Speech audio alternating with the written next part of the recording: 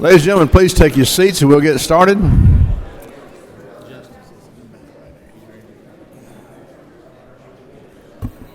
Chief Justice Melton, if you come on up, we're ready for you, sir. Good morning, everybody. We're glad to see you this morning. Nice. I know we made it nice and cool in here where you can stay awake. Part of the plan. 62 degrees in the office downstairs this morning. How you doing, sir? How you doing? 60 degree room. It felt warm. Yeah, I'm tough. They get y'all's heat fixed? A little bit, yeah. Still up the apartment, 64. Tell me your name again. Good Good to see you. I bought me a electric, Blanket. a little half a electric blanket.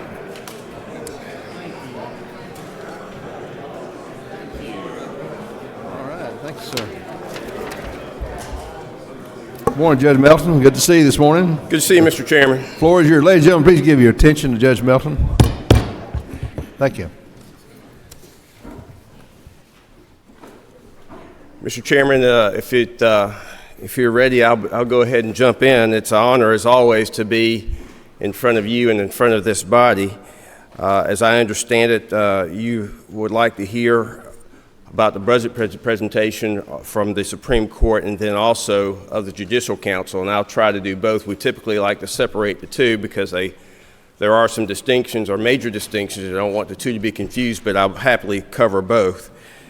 To begin with the Supreme Court, on behalf of my colleagues and on behalf of the judges on the Court of Appeals, thank you. Thank you again for that beautiful building that you have provided to us. We do not take that for granted.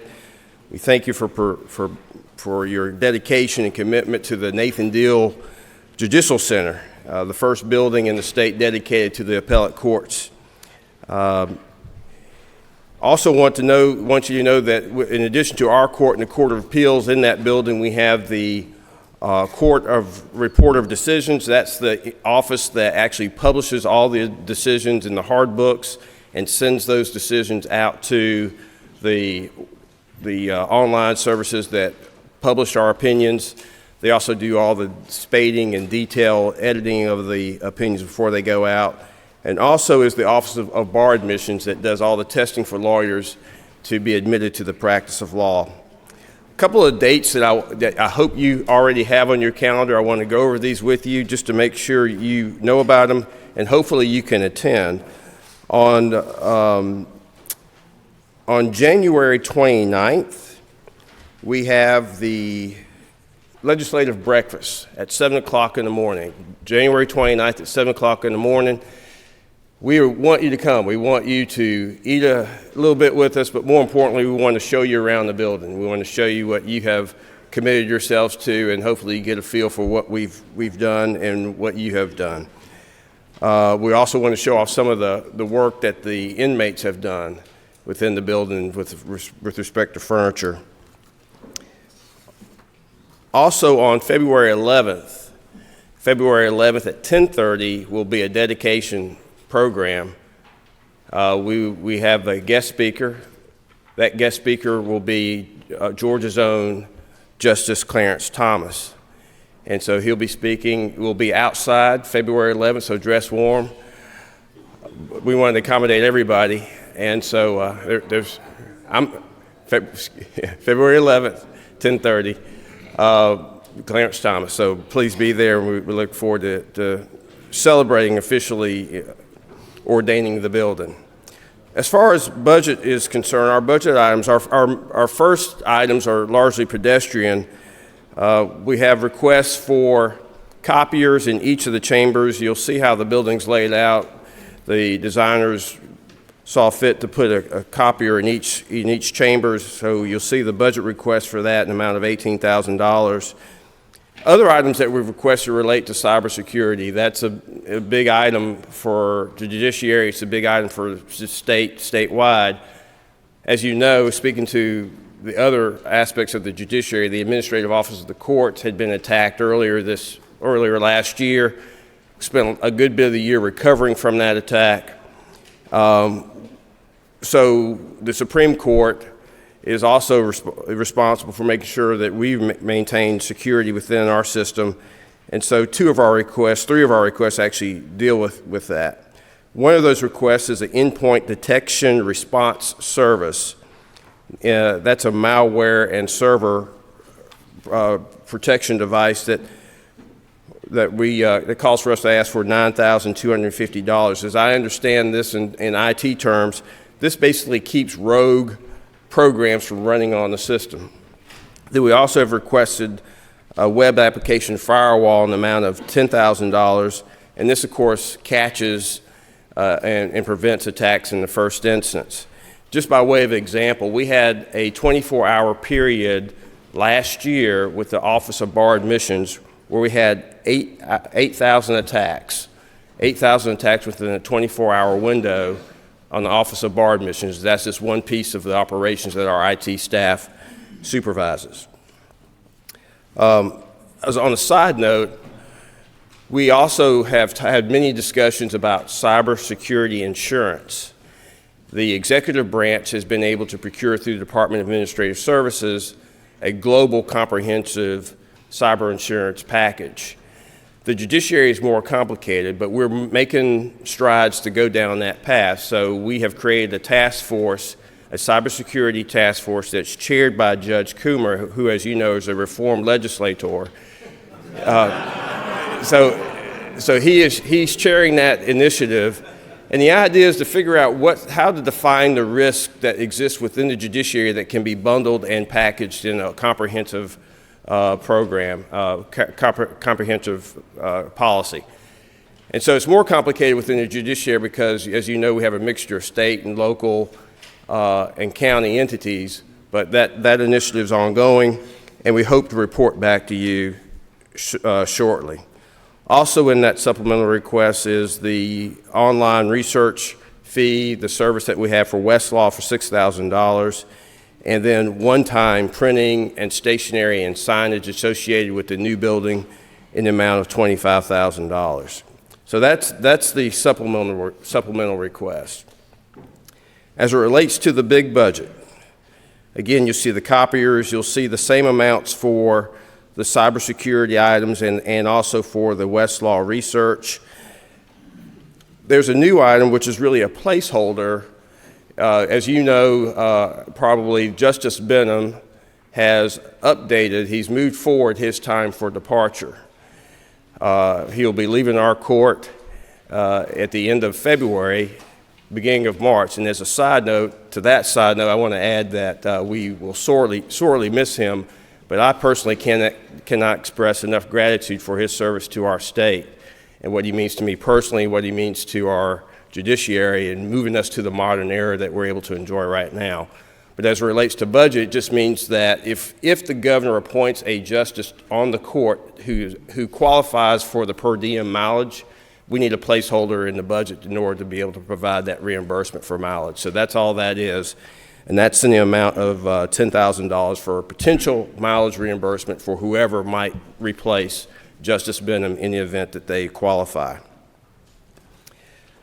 You see a request for a IT position. This is a lower level IT position, $59,000 salary plus fringe. This again is related to the cybersecurity items that we discussed earlier.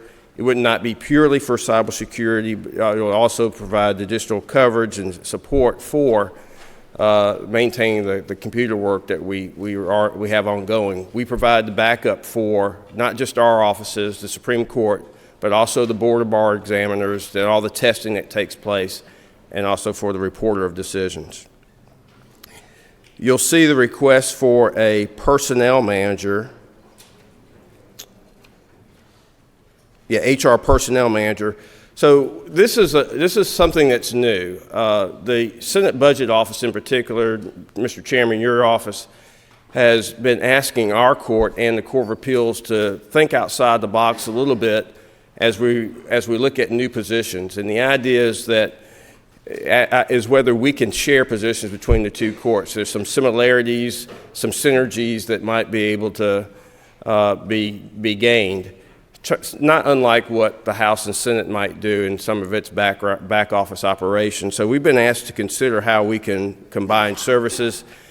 the Department of Audits conducted an audit and looked at how we operate and how the Court of Appeals operates, and they came up with a list of recommendations. And so with this HR position, that's one of the items that they identified as something that might be shared, and we agreed. The Court of Appeals does not have an HR position. We don't have an HR position, and rather than each one ask for one, we've gotten together and both have asked for a joint position to be shared in each other's budget. This is also consistent with a report that just came out. One of the things that we did within the judiciary, we created a anti-sexual harassment task force, and that was chaired by Justice Warren. And she issued her report. The committee that she chaired issued its report at the end of December. And among the recommendations is to make sure that there is a centralized person to report your sexual harassment to. And so this person would obviously be the prime suspect for that role. We don't anticipate that being full-time receiving sexual harassment complaints, but that would be part of what those duties would entail. And then similarly, we have a shared payroll coordinator requested in the budget. Other items in the budget are pass-through or formalized items. You see the increased rent, which is based on the allocation from the Department of Georgia Building Authority of $118,000, and then the pass-through from the National Center for State Courts. So those are items in our big budget. Let me shift gears to the Judicial Council. The Judicial Council has two requests, one in the supplemental and one in the big budget. In the supplemental request, we have a request for $375,000 for Kinship Care. Now, Kinship Care was asked for last year. We asked for $750,000, and the discussions that we had through the legislative process went along the lines of maybe we'll give you half, and then you come back in the supplemental budget and ask for justification show your justification for the other half. So we received $375,000 last year. Now the Judicial Council is coming back to you asking for the other half, and we want to make the case for why $375,000 is appropriate. I handed handouts to the head table up here, and if anybody else wants copies of this handout, we're happy to make those available to you. But Kinship Care is essentially the Judicial Council's effort through the AOC to provide legal assistance, legal help to people to formalize the relationships they have to children that they're basically taking in. Oftentimes those children are grandchildren, or they're the neighbor's kids, or the niece or nephew. And rather than these kids going into foster care, if we can help formalize the relationship and help provide the paperwork and certification material so that they can actually operate in that capacity, we think we're saving the state some money. So one of the things you'll see is that AOC has been able to distribute the $375,000 through Atlanta Legal Aid and Georgia Legal Services. They have touched 623 kids, 623 cases. We project that 70% of those cases are cases that we have saved from going to foster care. We make that assumption based on the fact that 70% of those cases are cases that formalize adoptions. And by formalizing those adoptions, we believe we're avoiding sending kids to foster care. We've been able to do that by spending $475 per case on average, $475 per case. And if that's all it takes to avoid sending a kid to foster care, we think that's money well spent. Also want to emphasize that money and these cases are statewide. 79 counties have been served by this program, and 75% of the kids served are outside of the metro Atlanta area. We think it's a very important program. We're excited about it. We've been impressed with how Atlanta Legal Aid and Georgia Legal Services have been able to rev up this quickly to provide these critical services. and we look forward to more conversations and more detailed conversations with you about that going forward. In the big budget, we have a request for a business support analyst, and this will work solely and exclusively on the workload assessment aspect of what the Judicial Council does. You as a legislative body have been really good to work with us in being very formulaic and methodical in how we recommend new judgeships. We have been able to convince you that that's a database process, and these are the people that do that. The result of you being so dedicated to that empirical analysis is that we get a lot more questions now about the math, the science, and the process, and you wanting more information. We're happy to provide that, but it does take more work. We've also been able to have more discussions about a methodical process to see what work, where jurisdictions might be overjudged is the phrase. So we've been happy to work with you, and we're glad that you have that interest in making sure that we have an orderly process, but we do need more help as we continue to delve into these questions and provide you the information that you're asking for on a regular basis. So that request is for an amount of $87,145. And then the last thing I want to mention before I pause and take any questions that you might have is I understand that there are some proposed cuts to the Council of Accountability Courts. And there, my only word of caution is that for every dollar cut, there very well might be some additional cost. We might be directing people to more expensive and less efficient alternatives. And with that, I'll pause and ask if there are any questions or comments on anything that's been presented. All right, questions for Representative Welch. Thank you, Mr. Chairman. Good morning, Mr. Chief Justice, Presiding Justice. Good morning. Good morning, Mr. Chairman. Good morning to your staff that's here today supporting you.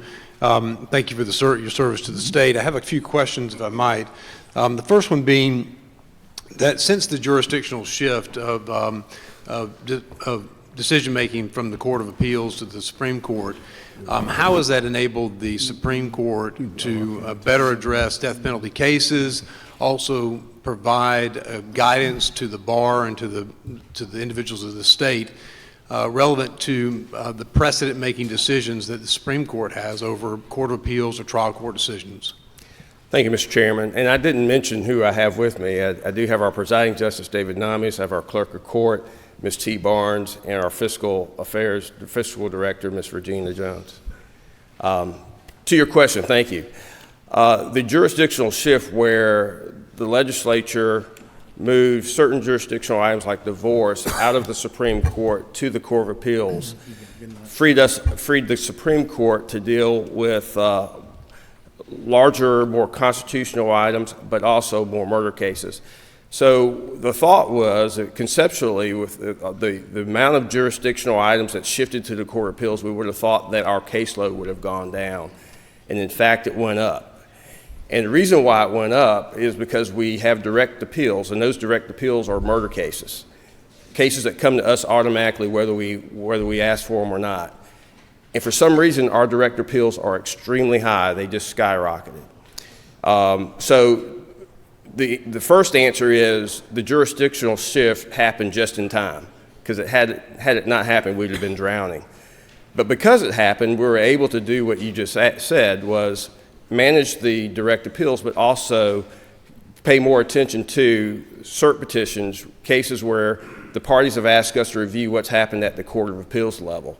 And so our cert petitions, we increased the granted cert petitions agreement to hear cases from the Court of Appeals by 10%, 7%, somewhere along those levels. We're getting more cert petitions. The depth and the complexity of those cases is increasing. We think we're able to dig into those cases more efficiently and effectively because of the jurisdictional shift. Overall, I think it's working very well, and I think it will put us in the right path going forward as we continue to grow as a state. Mr. Chairman, may I follow up? Given that that's provided greater access to the the decision-making power of the Supreme Court.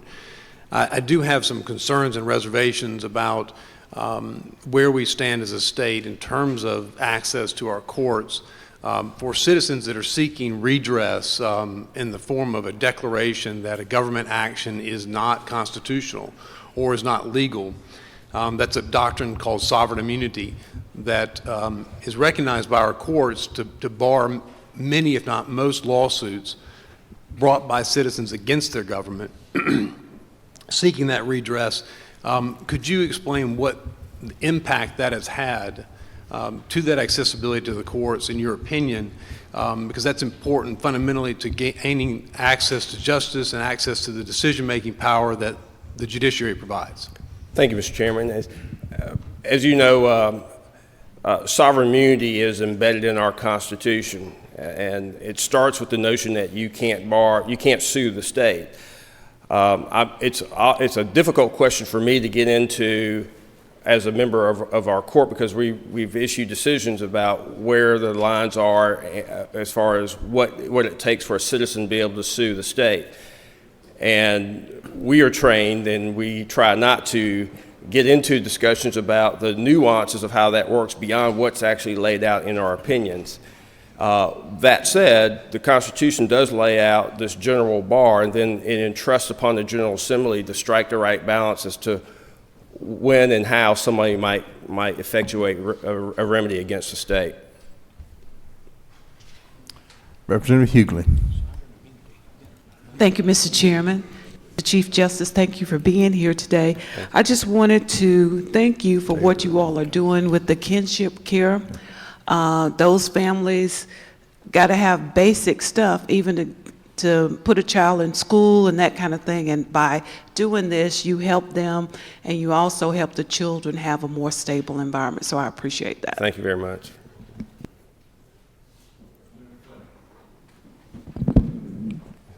Thank you, Mr. Chairman. Chief Justice, thank you for being here this morning. Also, as do many of us in the legislature, I know besides just writing opinions, you wear many hats. Yes, sir. On councils and whatnot to make our judicial system work well. One of those recently you need congratulations for as to how we've tried to bring the courts technology-wise into the modern age with our civil e-filing system. Yes, sir. The mountain of paperwork that lawyers produce, I think, has gone down a little bit because we figured out a way that they can send that electronically rather than by the old-fashioned paper way.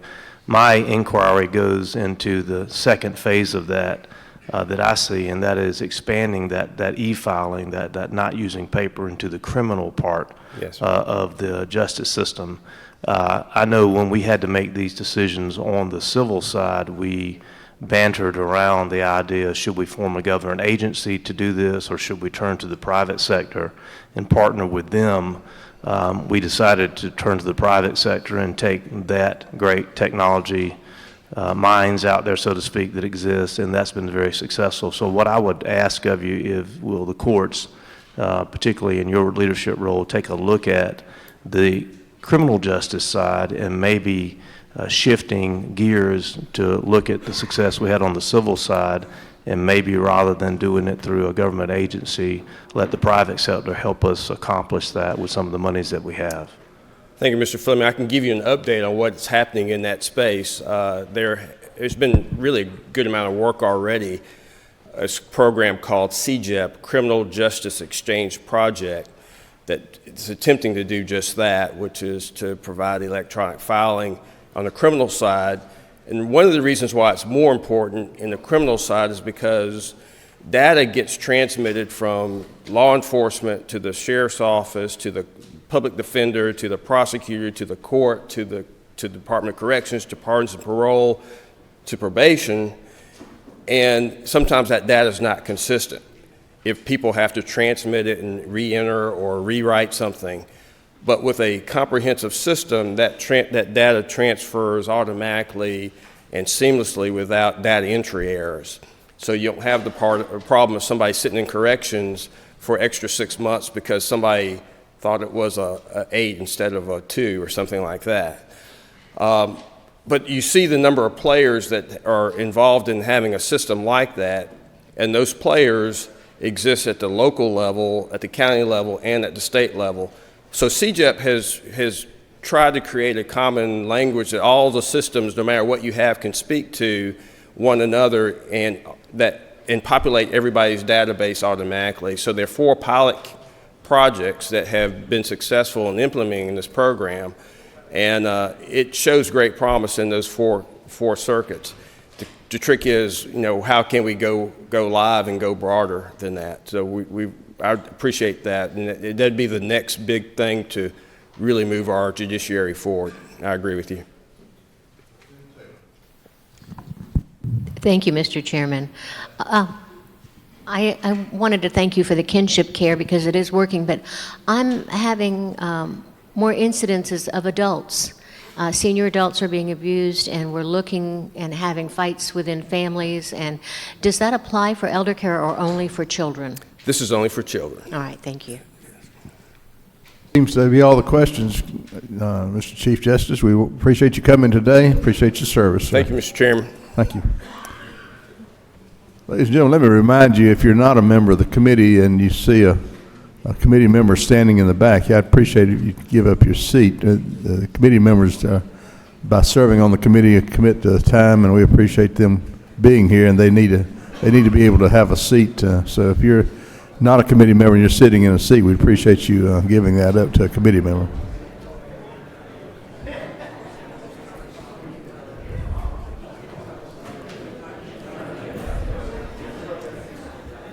Mr. Ward, come on up. We're ready for you, sir.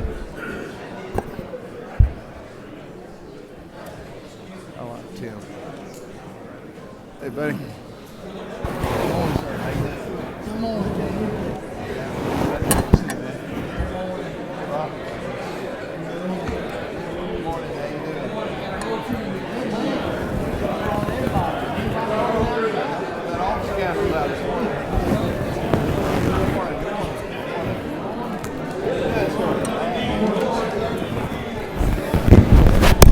Into the prison.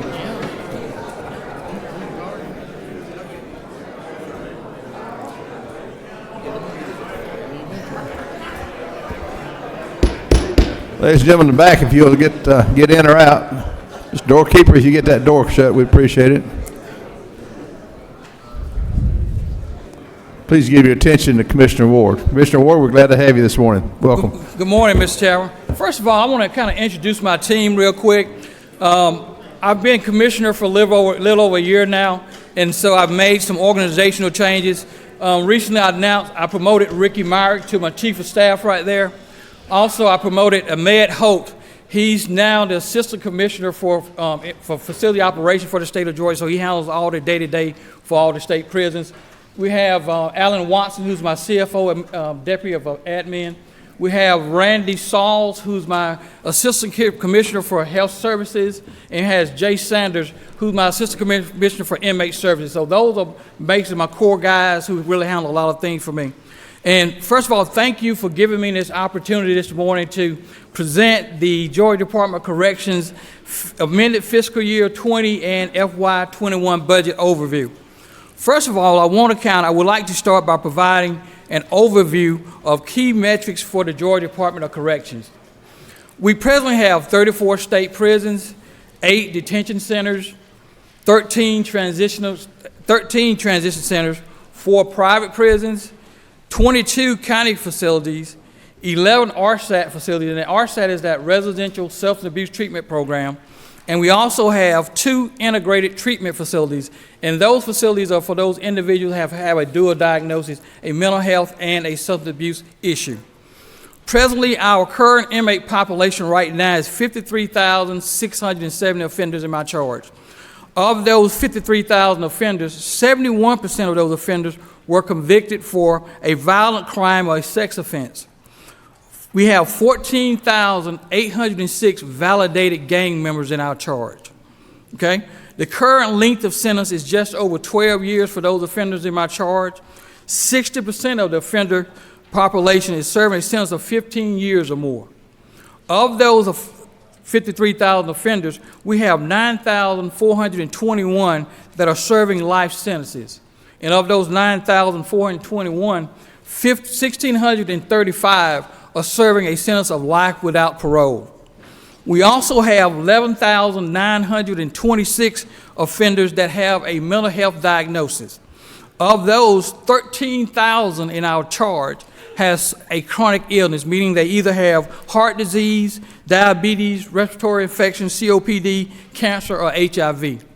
We issue out or dispense over 106,000 prescriptions per month to those offenders alone. Next slide. As you will see, the inmate population has begun to increase since the low of in 2014. This can be attributed to inmates that have been convicted of a violent crime or sex offense, resulting in longer sentences and length of stay with us. We're expecting our population to grow by 1,500 in the next 5 years. You'll see the next slide is our recidivism rate since 1972. Recidivism rates have held fairly steady over the last 10 to 15 years. Recidivism rate is the 3-year felony reconviction rate of related offenders. Our most current recidivism rate is 28.4%. Next is that we're going to talk to a slide about some of the initiatives that we're doing in the Georgia Department of Corrections to reduce the violence in the state prisons. 71% of the inmates in our charge are serving a sentence for a violent or a sex crime. The more violent population requires new management strategies by me and my staff. The department has implemented several initiatives to manage this population. One of the initiatives I would like to discuss is the creation of the Security Threat Group for Security Threat Group sergeants. The department created the Security Threat Group process to evaluate inmates to determine potential threats, including gang participation. Effective January 1st of 2019, the department deployed STD sergeants in every facility around the state. They are trained in the process of evaluating inmates to determine their security threat level and gang affiliations. Since this inception, this has led to over 63% increase in the number of inmates that have a validated gang affiliation in our department. Next, we're going to talk about mental health a little bit. 20% of the GDC offenders are being treated for a diagnosed mental health condition in the department right now. GDC has expanded mental health service to 4 more state prisons to accommodate the growing mental health population. That's additional 300 beds. Those facilities are Dooley, Smith, Telfair, and Ware State Prison. My long-term goal is to have all level 5 facilities, and our level 5 facilities, our close custody facilities, to have some sort of mental health component there. Additionally, a strategic initiative that I started is for every GDC employee to receive basic mental health training with a minimum of 8 hours of follow-up training annually. So we're getting everybody in the department involved in mental health, because mental health is a growing crisis for the Georgia Department of Corrections. Next, one of the ways you're probably saying with the growing prison population, how we're combating those individuals who really say, I want to get out of prison gangs. What we started is what's called evidence-based prisons. The evidence-based prison program is designed to create a cultural change within the prison environment, focused on staff training, building community partnerships, and peer mentoring to increase inmates' pro-social thinking habits and self-concepts among the offender population. This two-year, 4-phase program encourages the offender to reinvent themselves and discover a positive new identity. This identity encourages family reunification, positive thinking, and action. The overall intent is to change their behavior and return to society as a productive citizen. A major component of this program is the gang renunciation program. All offenders that are validated as STG at our evidence-based prison participate in the Identity Reformation course, which is a cognitive behavior program monitored by the STG sergeants, geared toward forming a new identity. While in the program and after completion, the STG sergeants continue to monitor all STG offenders that have completed the Identity Reformation course to ensure that gang activity has ceased. Upon completion of the Identity Reformation course and a clear record of no gang activity, offenders have an opportunity to renounce their gang affiliation if they choose to. 52 offenders have renounced their gang affiliation so far since the inception in 2019. Research indicates that this treatment approach has the highest return on reducing recidivism. These programs have already shown a reduction in assaults and disciplinary reports by program participation. And it's going so well in the department, we have facilities just calling, can we be an evidence-based prison, because they're hearing results that are happening around the state. Next, next slide is our education update. We know with the large gang population, we got to make sure we keep this population engaged and busy. And we're so proud of this slide. And I want to thank our education partners, technical schools throughout the state of Georgia, and Foothills Charter High School. Total enrollment in academic courses for the fiscal year 2019 was over 21,948 offenders. There were over 30,000 enrollments in career and technical programs for the fiscal year 2019. The department awarded 2,935 GEDs in the fiscal year 2019. This represents 29% of all GEDs awarded in the state for the fiscal year 2019.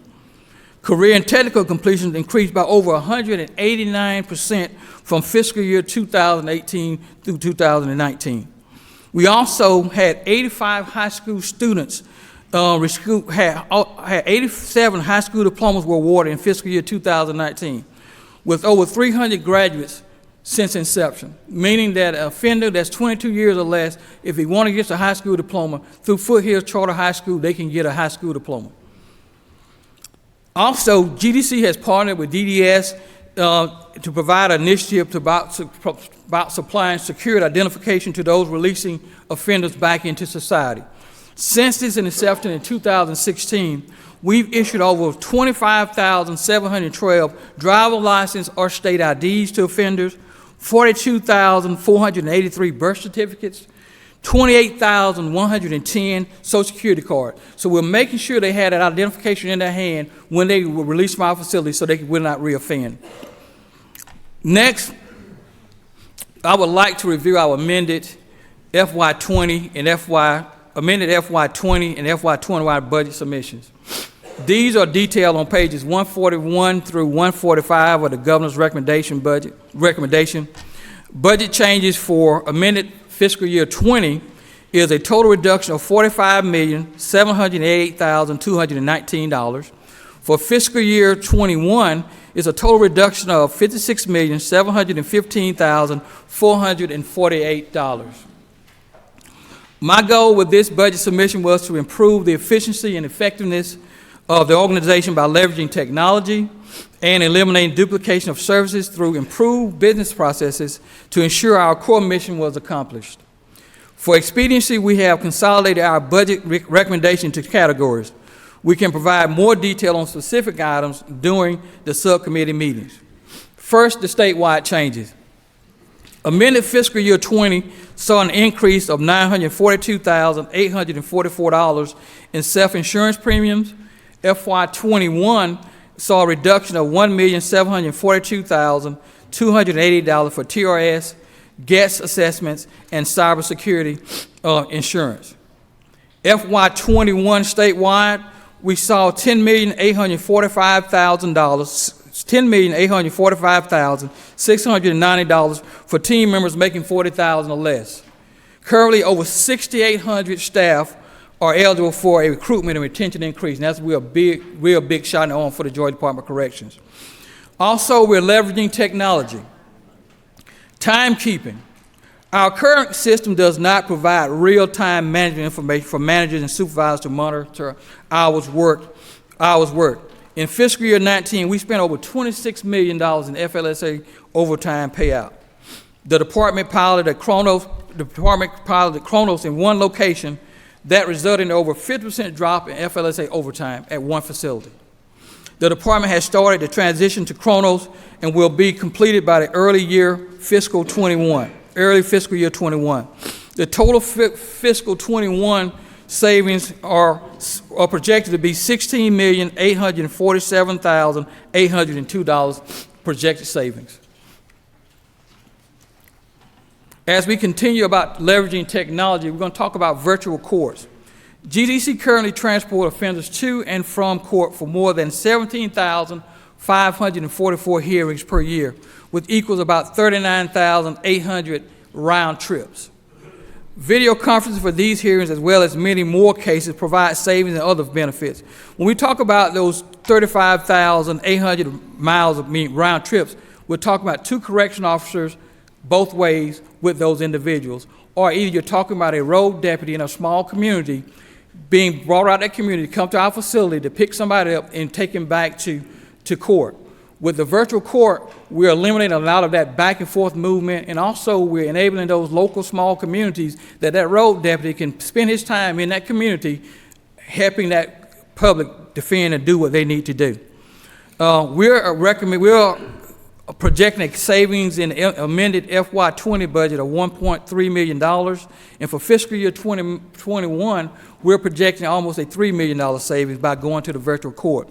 And again, some of the benefits are significant savings in staff time and productivity, reducing the need for security coverage for court hearings, decreasing risk of transporting inmates to court, improved safety for staff and court visitors, and fuel and vehicle maintenance savings by not having that vehicle on and off that road. The implementation status right now, we have 8 of 49 judicial circuits that are currently holding video hearings. Our goal is to have 50% of all circuits on board by June the 30th, 2020. Streamlining business processes. The department analyzed our business processes and identified areas where we could consolidate administrative processes and eliminate unnecessary tasks. Amended FY20 savings, we're projecting $34,830,229 by streamlining those processes. In fiscal year 20, we're projecting savings of $41,558,611. All affected employees were offered a mission-critical position.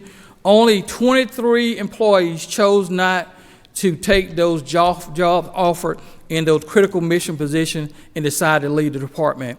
And out of all of those, only 23 employees were affected. Facility management. Albany TC was closed.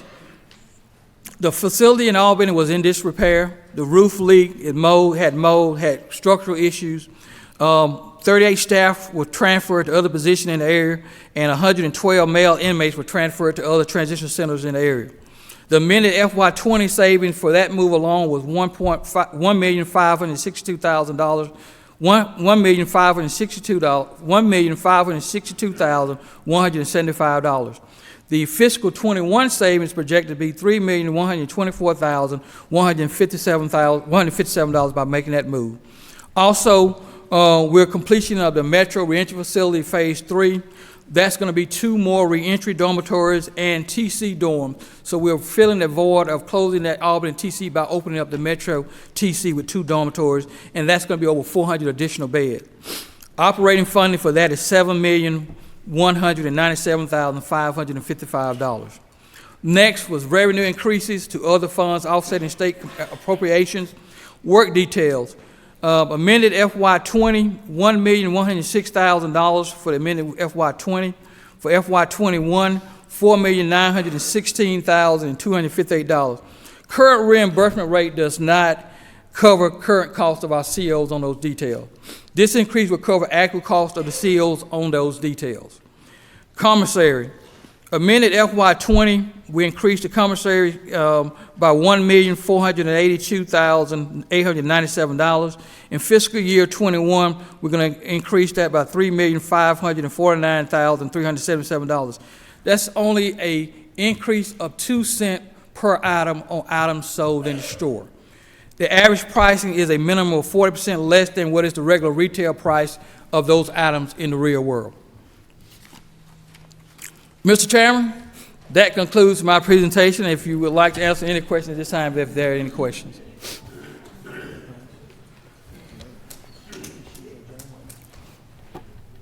Representative Jones.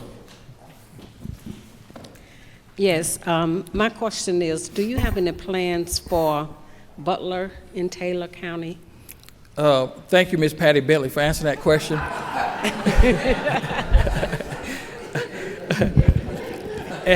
As always, we look at our non-enduring facilities for options. And I can assure you, Butler is near and dear to my heart. That was my first assignment as a superintendent with the Western Probation Detention Center. And every time we show a facility, we show the Butler facility, and hopefully something will materialize in the near future with that facility. Representative Al Williams. Thank you, Mr. Chairman. Good to have you here, Mr. Commissioner. I hadn't seen this many people on the wall since crossover. You brought the cadre on. I need a lot of support, sir. And this is not a Taylor County question. While looking through the budget, I need some clarification. I saw a $2.5 million increase for private prisons. And would you dwell on that? Let us know what is it? What is it? Is it for operational costs? What is it exactly? It's an operational cost for the correction officer for those facilities. Yes. It's operational costs. Okay, and thank you for the secured ID program. It's real. It was a real problem. People getting out of prison with no ID. It's a one-way ticket back. So thank you for that and for the gang initiative program. Thank you. Representative Smyrie. Commissioner, mental health, when you were talking about that just struck me. Give me a little dive on that, the numbers and the sector. I was talking to a colleague the other day and another state, and he informed me that the mental health section of their prison was the largest mental health facility in the state. Yes. And that was alarming to me as well. So give me a comparison as to our mental health sector and what we're trying to do about it. And your statement was that it continues to grow and it's growing, your mental health sector. So give me give us a little dose of, when you say it's growing, I mean, what, exponentially or just? It's growing. As you see, I think we have a 20% increase in our mental health intake. We are somewhat the de facto mental health hospital for the state. We have so many. I think we're sitting at almost 12,000 offenders that are mental health. And one of the things we understood the problem that we have designated facilities that are mental health facilities for our inmates. We see now that we're going to have to really have a mental health footprint throughout the state to make sure we capture all those individuals. One of the initiatives that I charged is I have everybody, if you're a secretary to a counselor to a maintenance guy to a food service worker, you're going to get mental health training to identify that. That is one of our growing population. We've also created different dormitories and different things for traumatic brain injury, dementia. That's a real big problem with some of our aging inmate population. Post-traumatic stress syndrome with our veterans that we have in our charge. So we're doing a lot of different things system-wide to combat the growing mental health population in our state. Thank you, Commissioner, and thank you for your service. Yes. Thank you, Chairman. Good morning, Commissioner. Thank you for bringing your staff here today with you. I have some concerns about the rise in healthcare costs that the department is experiencing. Since 2000, fiscal year 2015, the out of the wire or outside of the facility healthcare cost for medical treatment has almost doubled. And so from 2015 to present, we're looking at $56 million, maybe more, that's being spent on outside of the wire healthcare costs. My recollection was that we contracted with Augusta University to try to reduce those costs. But I'm not seeing those costs being reduced in that agreement. I'm not seeing that being effectuated, and I would like to hear your thoughts on that, but also I'd like to delve into it more with you in subcommittee. Okay. Well, President, I've got a great question, sir. President, we have a RFP out with a consultant to look at our medical model. We're looking to see, does that model fit what our mission is today? And I think we get those recommendations back in about in a couple of weeks. And then they're going to tell us, okay, this model that you're using now, either it works or it's not working. And if it's not working, then we're going to put it out for bid for the street. Okay. May I have follow up, Mr. Chairman? Thank you, Mr. Chairman. Back to your information about gangs. You had said 14,806 of your inmates were gang-affiliated members. I'm presuming that those are individuals that are coming into the system are already gang members when they come, or is it that they're converting into gang membership while they're there? A combination of both. Most of the individuals come in already as gang members, but what we're doing now with the initiatives that we're doing a better job of identifying those individuals and making sure we have the right person identified. And with the individuals that are gang members, if your percentage is correct, about 71% of those being in overall population being sex offenders or violent offenders of violent crimes, then that would mean over 10,500 gang members are also violent criminals and or sex offenders. I would imagine that the number's higher in terms of just violent crimes as pertaining to those gangs. So it's a troubling sense in my mind that this organized crime, because that's what it is, it's organized crime. Is able to perpetuate these violent crimes against the citizens of the state of Georgia, and then continue the organization behind our prison walls. Mm-hmm. And that's one of the things I said. We had to, as an agency, we had to look at and recalibrate our thinking of how we manage this population. What's happening now? They're a little bit smarter than we are. So, but with the initiatives that we have in place now, we're trying to give those individuals, we're trying to catch them before the gangs catch them. That's why we're doing the evidence-based facilities. We're doing peer mentoring. We're giving them an option to not participate in that gang activity. Now, I want to make this very clear. We are going to put the tools before these individuals make the change, but we have zero tolerance for gang participation. And I also have a set of parameters to deal with those individuals who do not want to abide by our rules, and we have a course of action for those individuals also. Representative Hughley. Would you light on? Oh, thank you, Mr. Chairman. Thank you, Mr. Commissioner. On behalf of Representative Bazemore, she wanted to express concern about the mental health issues, and she also wanted to know how do those mental health issues impact others who are incarcerated, and how you all are handling that? What we do, if you have several classification mental health. You have level 2, level 3, and level 4. Level 2, it don't take us wrong. We might have some level 2 sitting in the audience today because they take the medication, they can function in society very well. Level 3 mental health are those individuals that have to take medication 3 times per day, so they're in a supportive living unit. Anything above a level 3, level 4, they're in a supportive living unit by themselves.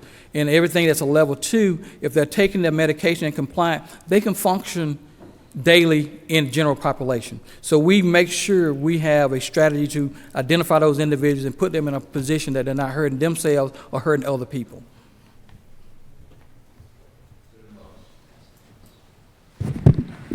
Thank you, Mr. Chairman.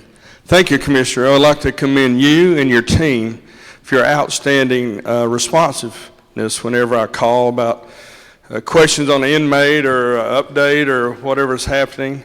When I was first elected, I didn't realize I had so many people in prison from my district. And then, according to their family members, they were all innocent. So I want to thank you for your charge in housing them. My question is, I have 2 prisons. I have Hayes and I have Walker in my district, and both of them have great leadership. But Walker's a unique prison, and they have a kind of a job placement program for when they leave. They teach them welding and other activities for the industry in my area, and it's proved to be an outstanding program. The technical college partners with them, and it's a great thing. But it's a faith-based pilot project that I think has been outstanding. Do you have any plans for any others in the state? Yes, we have. Each facility has either have a faith-based dorm or a veterans dorm component. Walker State Prison is just a unique gem in the north part of the country, and it's on a small scale. We've, in pockets, been able to recreate that around the state. But I think our next wave is what I talked about with our evidence-based prison. Our evidence-based prison also have a component of your faith-based, also has a component of your cognitive skills and things like that. So what we're doing now, to change this prison system, it's going to take, it's not one silver bullet, it's a bunch of strategies that we're throwing at this situation and resolving it.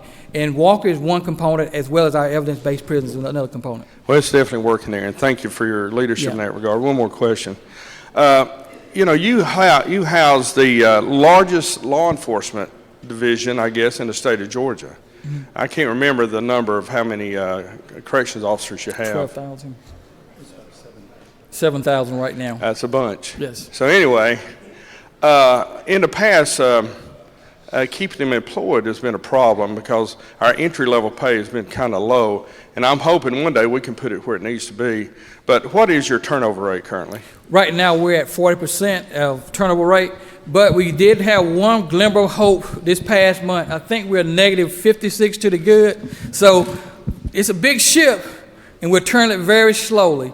And I've been in office going on a year next month, and I projected it'll take about 14 months to start seeing some improvement as far as what we're doing as far as recruiting and retention. We realized that we have a new style of employee that kind of learns and works at a different pace than we used to work at.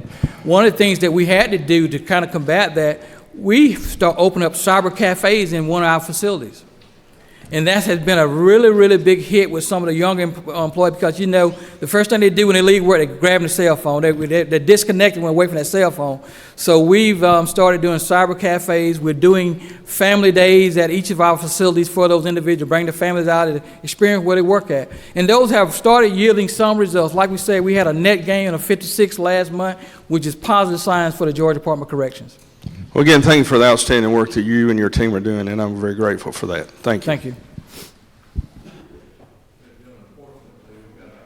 People on the waiting list for questions. We're out of time. We're going to take one more question, and if you've got a question, I'm sure the commission will be glad to meet with you afterwards and answer your question. So our last question is Representative Knight, David Knight. Thank you, Mr. Chairman. Commissioner, thank you for all you do. Recurring theme here is that the cost of health care keeps going up, you know, for our prison population, especially in regards to mental health, you know, both from I guess a psychological, seeing physicians, and from a prescription drug cost. Is that true? Repeat the question. Yeah, the cost keeps going up on mental health, both from the physician perspective and from the prescription drug cost. Is that true? Yes, and that's one of the things why we say we're putting an RFP out to make sure that the model that we have is conducive for the population that we're dealing with. Well, and my second question though is that is under a managed care. Is that correct? Yes. And who do we currently contract there with? Augusta University. Yeah, but I thought Centurion for mental health. Okay. And Centurion, are you aware of who they're affiliated with or a subsidiary of? MHM? MHM is a subsidiary. Not bought by Centurion, okay. I'm sorry? Centurion, that's the company that runs our mental health programs. Okay. They're a subsidiary of Centene, is that correct? Yes. Okay. All right. We may be able to help you with some cost issues you're looking at.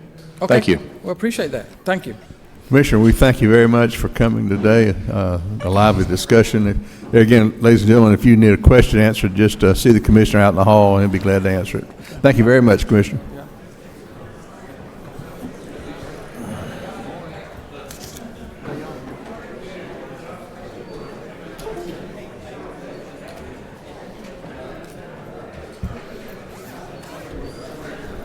Public Defender's Council is next.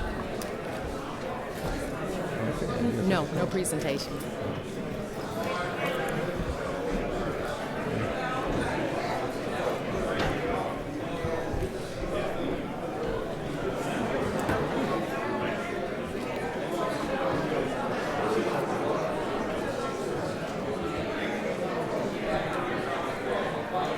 Ladies and gentlemen, please make your transition quietly.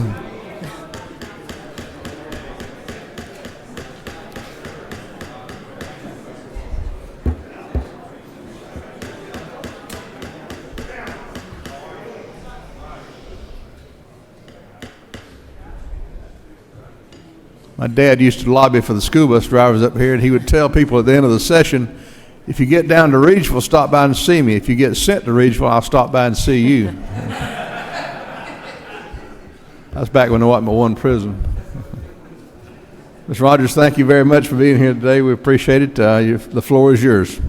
Good morning. I'm Jiminique Rogers. I've been the interim executive director for the Georgia Public Defender Council since August 2018. I'd like to introduce some of our team members that we have here today with us. I have Terry Rayford, who's our Chief Financial Officer, Cheryl Coronas, who is our External Affairs. We also have our Chief Legal Officer, Amanda Grantham, and our Executive Administrator, Shirley Roberts, in the room with us today. As well, we have our 800 public defenders, investigators, and administrators across the state who are here with us in spirit.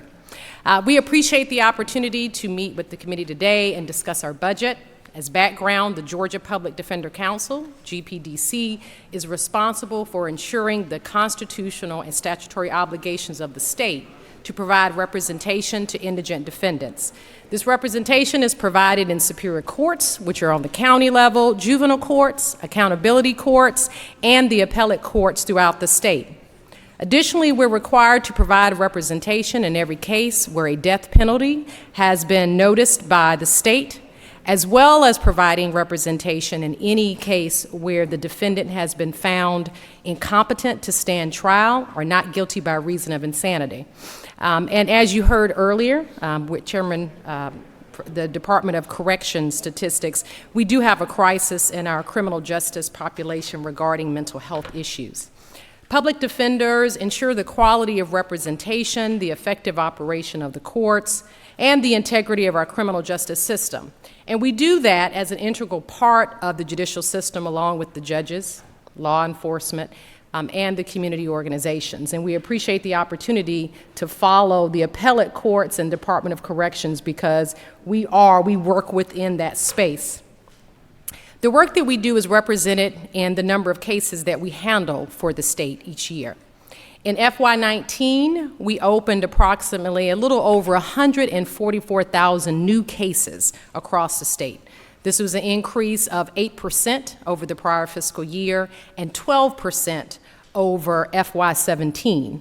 As we heard Chief Justice Melton mention, the number of our serious cases have continued to climb. We project this upward trend to continue in light of the growing state population and the increased prosecution of gang and human trafficking offenses, which are generally multi-defendant cases. And we did hear that moments ago from DCOR, how there is a significantly increasing number of gang cases coming into the prisons.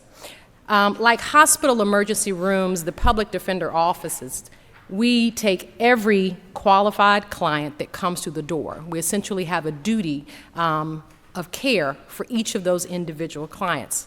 So we carry out that constitutional mandate regardless of what the charges are, which are conditioned only on if the state pursues charges. Since our founding in January 2005, we've handled more than 2 million cases for the state. The vast majority of criminal defendants in Georgia will be represented by a public defender, approximately 90% across the state of every criminal case. Now, our agency carries out that obligations to Georgia citizens through approximately 430 state-funded employees and 350 county-funded employees working in all our offices. The majority of our state employees are statutory in that there is a formula designating their position in our statute. Outside of those providing the administrative functions, we also have a few additional positions in our representational units created due to litigation such as NP, Darden v. Georgia. That case is out of Cordeal. We have two additional individuals there. That was a case alleging the failure to provide trial attorneys. And then we have Flournoy v. State, which deals with appellate representation, which we created our Central Appellate Division. We also have almost 300 private attorneys working across the state to provide conflict-free representation in accordance with state ethical rules from the bar. Now, I also want to emphasize our partnership with the counties who subsidize the remaining cost of our statewide system that is not reflected in the state budget. In addition to providing the over 350 supplemental staff, our county partners also provide the facilities for our 33 circuit public defender offices, as well as the attendant utilities, office supplies, and additional IT support. The structure of our budget reflects the priority of our people to carry out the work of statewide representation. Historically, our state budget has been allocated as follows: 77% for employees, that includes salary and benefits; 15% for private contract attorneys that we just talked about that provides conflict-free representation. That percent also includes interpreters and experts that we need for trials and in preparation for trials. 3% of our budget for the state facilities, utilities, operations, and roughly 1% for travel and training. Now, excluding our statutory payments to opt-out circuits, that brings us to about 93% of our budget, which is directly related to representation. GPDC is a historically lean agency, and we've stayed lean since the last recession, where we did not fill many of the positions. We were not able to backfill those, so we have remained lean. In an attempt to meet the reductions in the amended FY20 budget, we eliminated mobile phones and hotspots that were not being heavily utilized. We delayed the hiring of several central office positions. We eliminated all non-representational contracts. We, in fact, reduced the amount of payments for attorneys on contracts, and we reduced our payments to opt-out circuits. We also took one statewide furlough day, which actually amounted to about 1.1 million of our 2.5 million, which was a 4% reduction goal. Looking to meet the budget instructions for FY21, the 6%, we've rolled over the reductions from this year, but we've also already canceled our annual training conference as well as other non-webinar trainings. Because the state bar requires at least 6 in-person trainings for an attorney every year, we're still working with the bar to determine how we can best deliver that training. And just as we heard referenced yesterday, GPDC as a state agency has a limited amount of discretionary funds. As I indicated, 93% of our budget is directly related to representation. However, we will continue to work to improve efficiency and eliminate any unnecessary expenses as we identify them to meet the budget instructions. And with that, I look forward to answering any questions that you have.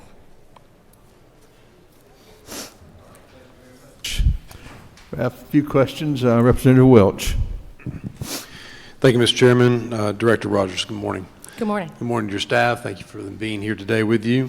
Thank you for your service to the state.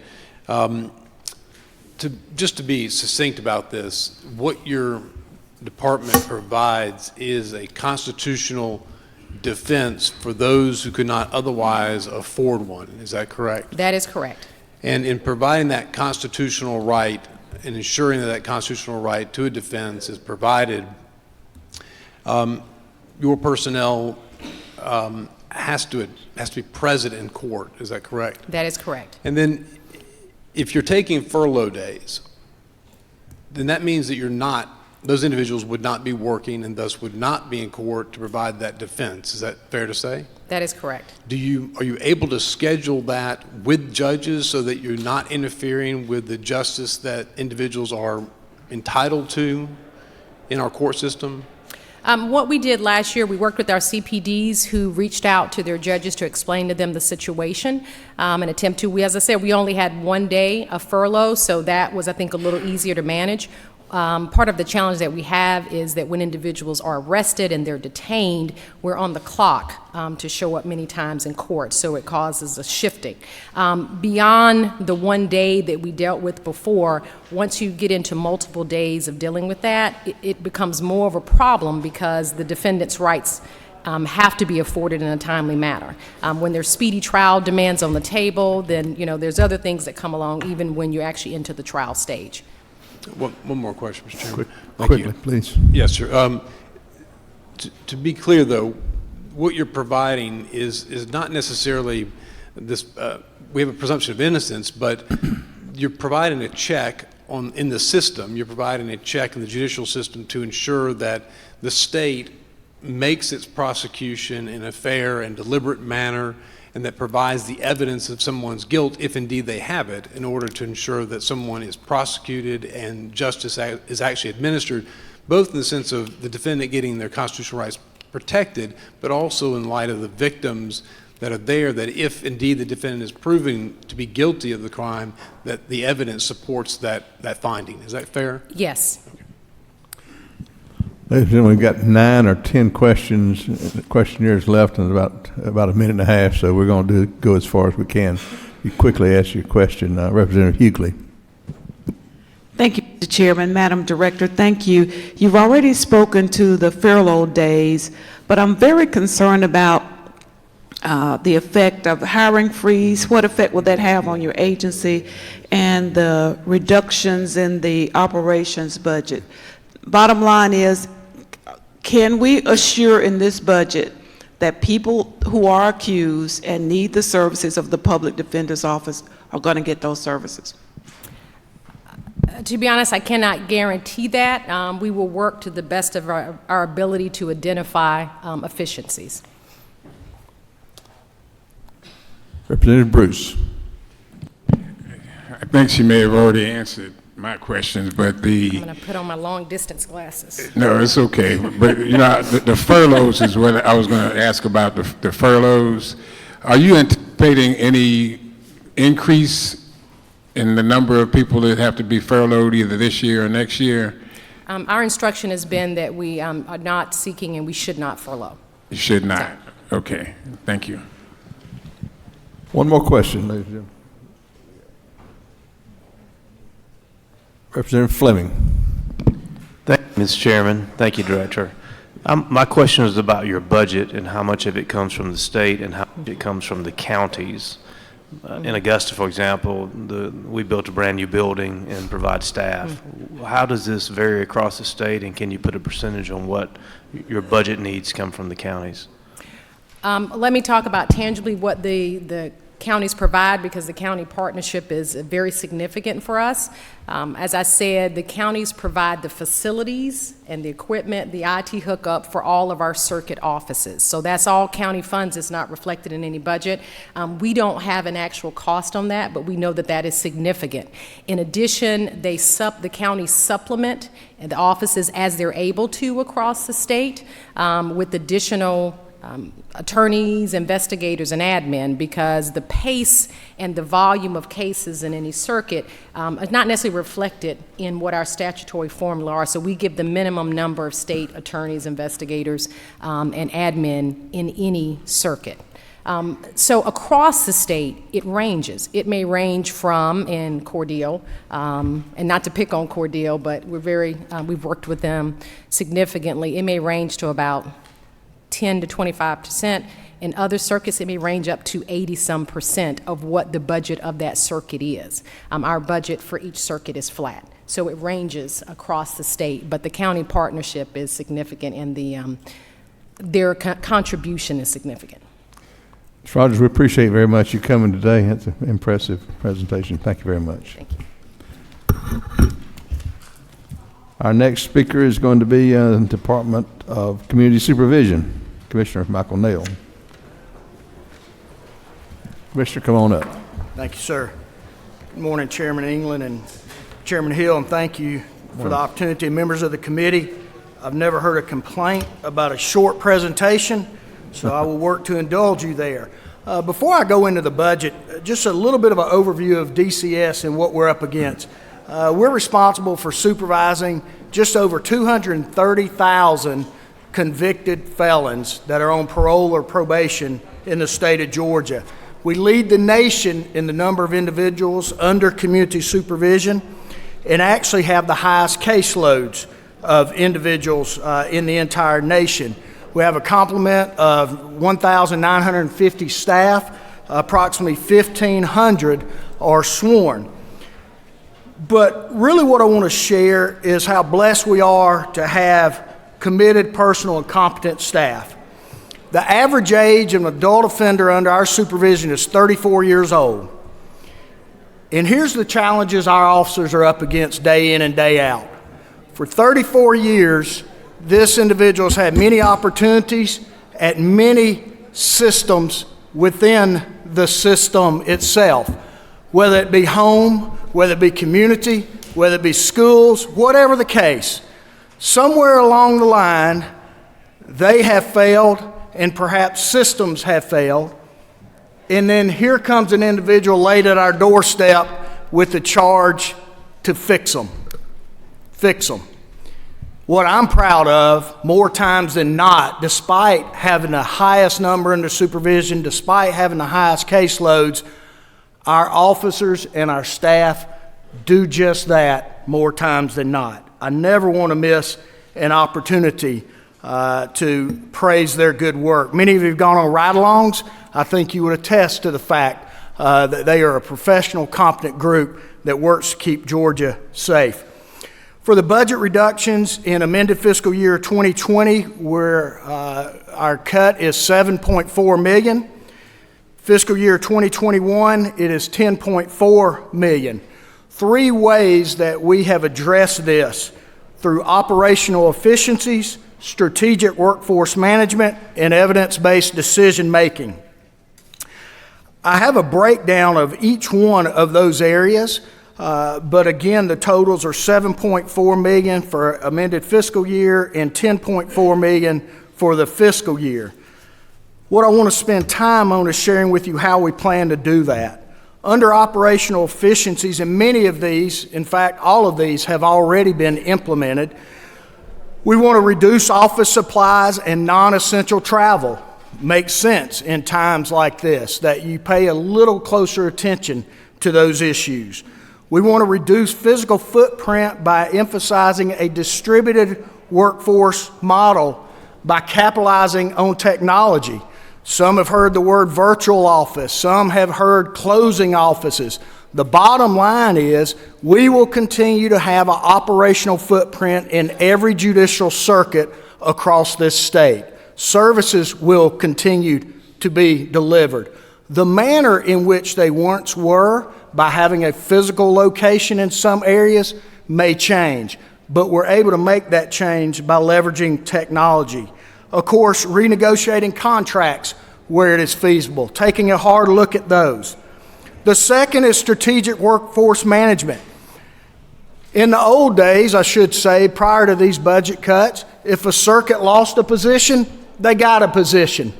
That's not the most effective way to do business. Now we do workforce analysis studies. If a circuit loses a position, they go to a centralized personnel pool, and that position then goes to the circuit that has the greatest need, that has been demonstrated through metrics and data. We shift from a case count to a time-based supervision model. Research tells us the minimum amount of time to be successful with individuals under your supervision, the minimal is 10 minutes.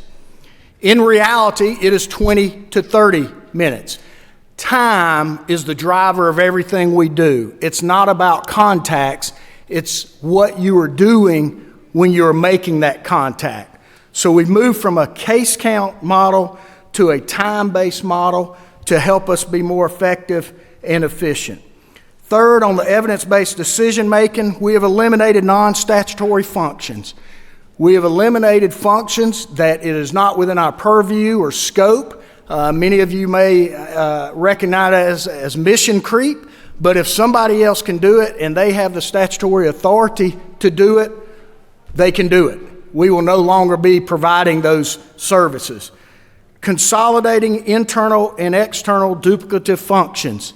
Naturally, when you look at services provided externally, you also look at services providing internally and see where we are duplicating and eliminating those. I promised you it would be brief. We have our website, just Department of Community Supervision, where our annual report is also listed. In addition to that, if you have a ride-along opportunity that you would go and partner with a community supervision officer in your community, we would be more than welcome to have you do that. Subject to any further questions, sir, that concludes my report. Representative Stovall. Thank you, Mr. Chairman. Commissioner, I have a question about the Station of Hope. I know at one point those programs were operating. I know in Clayton County we had it, but then I didn't hear anything else about it. Yes, ma'am. Thank you for the question. Those were with the Georgia Prison Reentry Initiative. We had a validated study that was done by Applied Research Services. And the unfortunate part of that, when it comes down to actually reducing recidivism, there was not a direct correlation with the Stations of Hope or faith-based delivery of services by the state. We still have them. We have strengthened that model because, quite honestly, I think there was an effort to increase the number of Stations of Hope without actually reviewing the quality of services being provided. With that being said, we recognize we cannot do this alone. It takes us working with community providers. It takes us working with the citizens. It takes us working with the faith-based community. But at the end of the day, it showed no direct correlation in the reduction of recidivism. That doesn't mean it's not important and doesn't make a difference. I know one of the, may I have a follow-up, Mr. Chairman? I know one of the issues that we ran into was resources being able to be provided. So I know when you talk about the direct correlation, but if you don't have the resources or access to additional funds to be able to help facilitate, you know, the programs that were put in place, is a great, you know, program. And I was sad to see that it, you know, was not actually functioning, because we had some faith-based that had signed up and were really interested, but they ran into that problem of resources. Well, and I understand, but I would remind you that is not a state-funded program to begin with. That is strictly volunteer. We do have coordinated efforts through volunteers, but there's not any state money that goes towards that. Had you had any plans of adding that into the budget as a suggestion? No, ma'am. Okay. Representative Jackson. Thank you, Mr. Chairman. Commissioner, it's always good to see you. Likewise, sir. Proud of the work that you're doing. We go way back. We do. Back in the 90s and the 80s. Let's stop there. I'll stop that in. Just want to ask one question on supervision. You mentioned going from a case count model to a time-based model. Yes, how sir. efficient has that been? It's been extremely efficient, Representative Jackson, to the point that caseloads now, as a result of that, are actually lower than they have ever been. And what we realized, not everybody needs our services. Not everybody needs our full array of services. That 20% that are high risk and high need, that needs to be our priority. And it's all about time. For instance, when we looked down in Statesboro and we looked at contacts and time, our officers were already in the negative before the day even started. Why? A lot of windshield time in rural areas. So we recognize that time is absolutely critical. You can, in an hour, see maybe 20 individuals under supervision in Atlanta. When you go to rural Georgia, that hour, you may only see one, and that's if they're home. So again, going to the virtual model based on time instead of contacts has increased productivity. All of our numbers are moving in the right direction. Thank you, Commissioner. Representative Powell. Thank you, Commissioner. Oh, thank y'all. I know y'all have had a chore ahead of you since we created the department a few years ago by combining pardon and paroles. And I want to compliment all of y'all and your people, the boots on the ground, for the great job they do, given what they have to deal with. Yes, sir. But, you know, I've listened. You and I have talked a little bit about this a while back when I heard the plans about closing offices and such as that. And I'm still trying to wrap my hands around that, knowing basically what these officers have to encounter of dealing with them. One is having a facility that they can come to do their drug testing and all such as that, and they can put eyes on them under your shop. But in this program, they're going to have to be going to find those people on their turf. Yes, sir. And the thing that I really got a concern about is, have y'all analyzed what kind of increased risk that could be to the officers? Because first and foremost, that's one of the concerns I have. Absolutely, and if there's one thing that keeps me up at night, it's that very issue, making sure our officers start and return home safely. And I will tell you, first of all, community supervision is done in the community. Back in the mid-90s, it was probably erroneously tagged as fortress probation, where you come to us Monday through Friday, 8 to 4:30. That's not the world we live in today. When we talk about safety for our officers, we just about 4 months ago implemented personal emergency devices where if they need help, it's one press of the button, they're going to have the cavalry coming their way. That's the first time a system like that has ever been implemented for our field staff. We arm them, we train them, but more importantly, we teach them how to communicate with individuals. I've heard it said long ago, your mouth can get you in a lot of trouble, and your mouth can get you out of a lot of trouble. Keep in mind that that has been taking place since the consolidation of those two entities for community supervision. Our work is in the field. We occupy an office approximately 15 to 20% of the time, but we're paying for it 100%. So to the large part, officers aren't in the office anyway. Main thing for the office is not supervision, it's simply the processing of cases coming from court. We did it with parole, shut down every one of our brick and mortar offices and now going to what we call click and mortar. But what we found is productivity increased, leave utilization went down, staff morale went up. Further question, and I certainly hope that you're right on this. Is there going to be an extra expense? Because as I understand it, y'all are totally, the program is to totally get rid of all brick and mortar offices. Is that correct? No, sir, that's not correct. There were two things that is driving the office closures that we have put up for budget. One, they either are tenant at will, or two, their lease is coming for expiration at the end of the fiscal year. We recognize you're not going to be able to close all offices. Number one, to get out of a lease is going to be more costly. We have 10 state-owned offices. What we're doing is simply shrinking the footprint. We are not planning to close every office. And again, I want to hesitate a little bit on using the word close because it insinuates we're moving operations out of that particular county or city or judicial circuit, and that's just not the case. The only difference is there is not a physical structure there. We have our vehicle assignments. When the agency was created, we actually talked about assigning one vehicle to one officer. We went back and cut that request in half because that was not the most effective or efficient utilization of vehicles. We are now equipped where we have one vehicle per 2 officers. And I guess my question, if by closing, and I can only talk about the Northern Judicial Circuit. Sure. Yes, sir. 5 counties. We have an office that's central in that office. That'll be closed. That's a leased office. That'll be closed.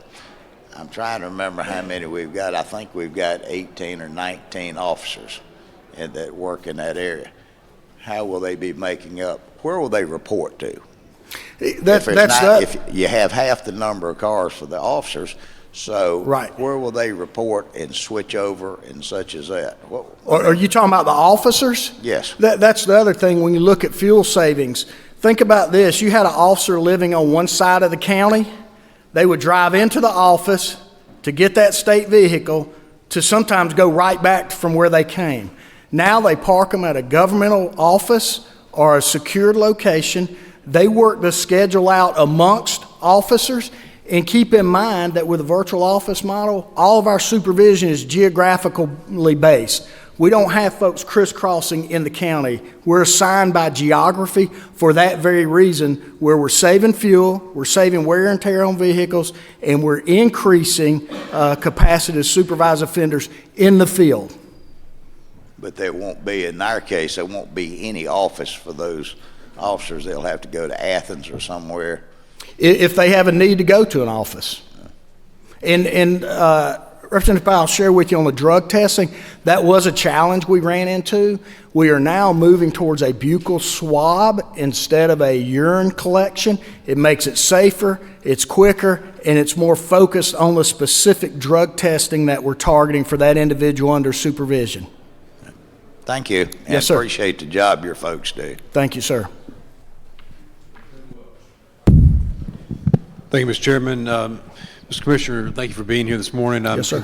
I am concerned about the budget cuts relative to the Georgia Prison Reentry Initiative program. Could you elaborate on the cuts you're making, why you're making them, and what effect you think they're going to have on recidivism? I will. Thank you, sir. Prison Reentry Initiative started with 17 sites. They are what we call high release sites, individuals coming out of prison to those communities. Last year, we asked to expand 10 of those sites that were lower volume, all relatively equal in the size of releases. We were only funded for 5. So we were automatically put in a way of saying, okay, who gets what where? We also understood that everywhere, going back to the core mission, a lot of times our housing coordinators were actually looking for housing capacity. Last time I checked, that was not the statutory responsibility of Department of Community Supervision to go look for creating housing. So the housing coordinator is one position that we found in those more rural areas for sustainable and startup housing that we could cut from. I'd already referenced the valuation, the in-reach in those areas, as well as the faith providers in that area showed no substantial positive impact on reducing recidivism. So one would ask, why would we keep putting money towards it? But at the end of the day, there were 33 positions that were slated for those 10 sites that we have eliminated from the reentry program. And in fact, those individuals have had the opportunity to go into caseload carrying jobs, again, where we can keep the caseloads down and work at a productive rate.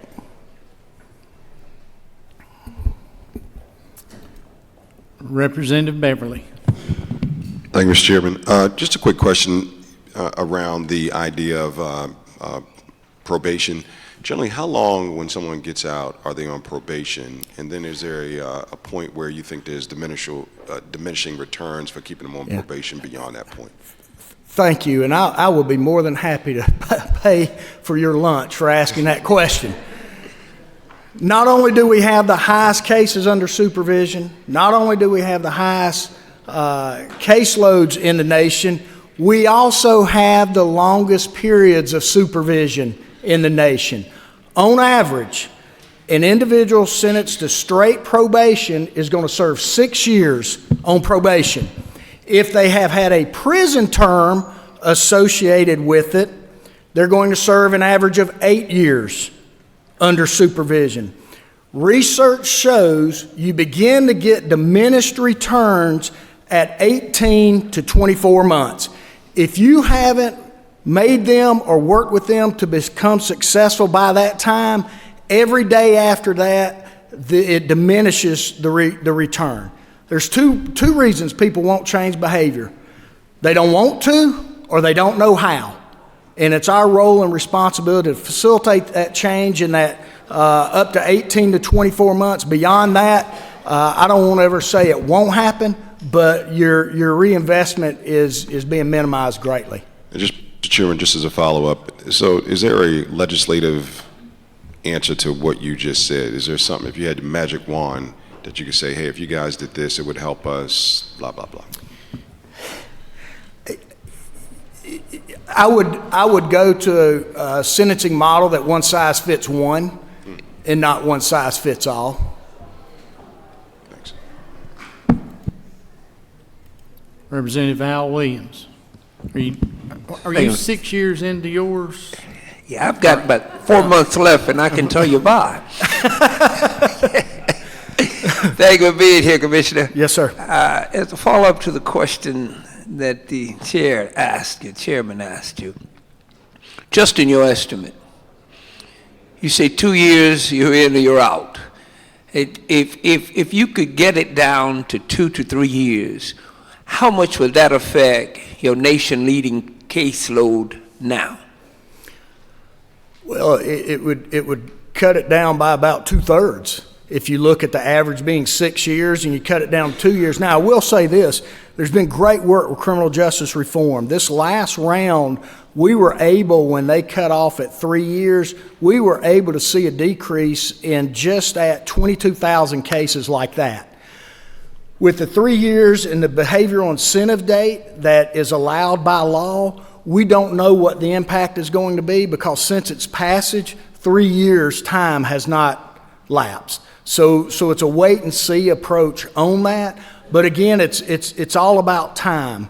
and anything we can do to decrease the length of time, then that's going to give us resources to supervise those individuals that we need to be working with. Thank you. And at the end, in subcommittee, maybe I'd like to speak more about reentry. Yes, sir. Thank you. Senator Payne. Thank you, Mr. Chairman. With greater emphasis coming on mental health and treatment and services, what is being done in those regions where there are such limited mental health facilities or providers? Well, I'll acknowledge first and foremost, we don't have enough resources in the mental health area. We know that population continues to expand, not just in the prison system, but in community supervision. I think we all understand that. The approach we have taken is we have specialized caseloads where officers are specifically trained in mental health. They have a reduced caseload of 40 mental health offenders under their supervision because we know that this group is the most time intensive. We work closely with our community service boards to provide those resources. Where there is a gap, we work with behavioral health in trying to shore that gap up. The system has made significant improvement from 10 years ago, but we're nowhere close to being where we need to go, and it's simply because of capacity. When you look at rural areas, for instance, the mental health providers, there may not be a large number there. Why? They have trouble to even retain staff. That's not just on the state side, that's even on the private mental health providers as well. So it is a challenge. I don't have one solution for it other than we continue to work towards it, but I believe the specialized officers with mental health caseloads, the special training, crisis intervention, that's the way we're dealing with it now. And if I could follow up, Mr. Chairman, what percentage of cases have a component of requiring counseling or treatment, mental health treatment? We're looking at diagnosis. If I were, Scott, can you help me on that? Because I know it's roughly at just over 20% that have mental health issues. Now, when you get into the severity of it, whether it's persistent and severe, I would have to do the breakdown on that population, but they are assigned to a mental health caseload. Thanks. Yes, sir. Well, Commissioner, it appears you have satisfied the desire to know about community supervision. Thank you, There sir. are no further questions. Thank you, sir. Thank Appreciate you. the Thank you for opportunity. being with us. Yes, sir.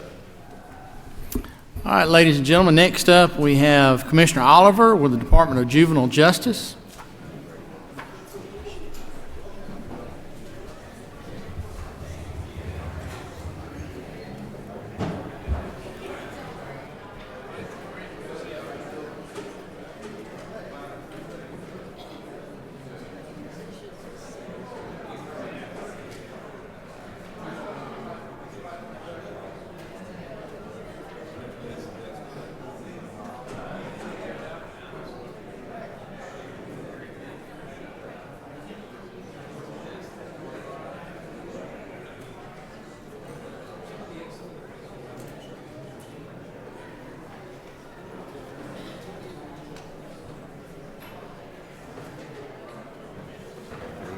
Is Commissioner Oliver in the house?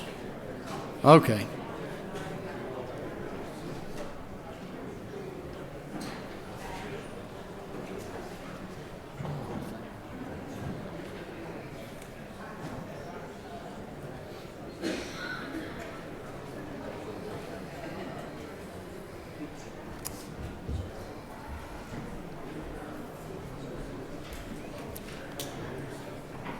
Good morning, sir. Hope you're doing well. Good morning. Yes, sir. Thank you.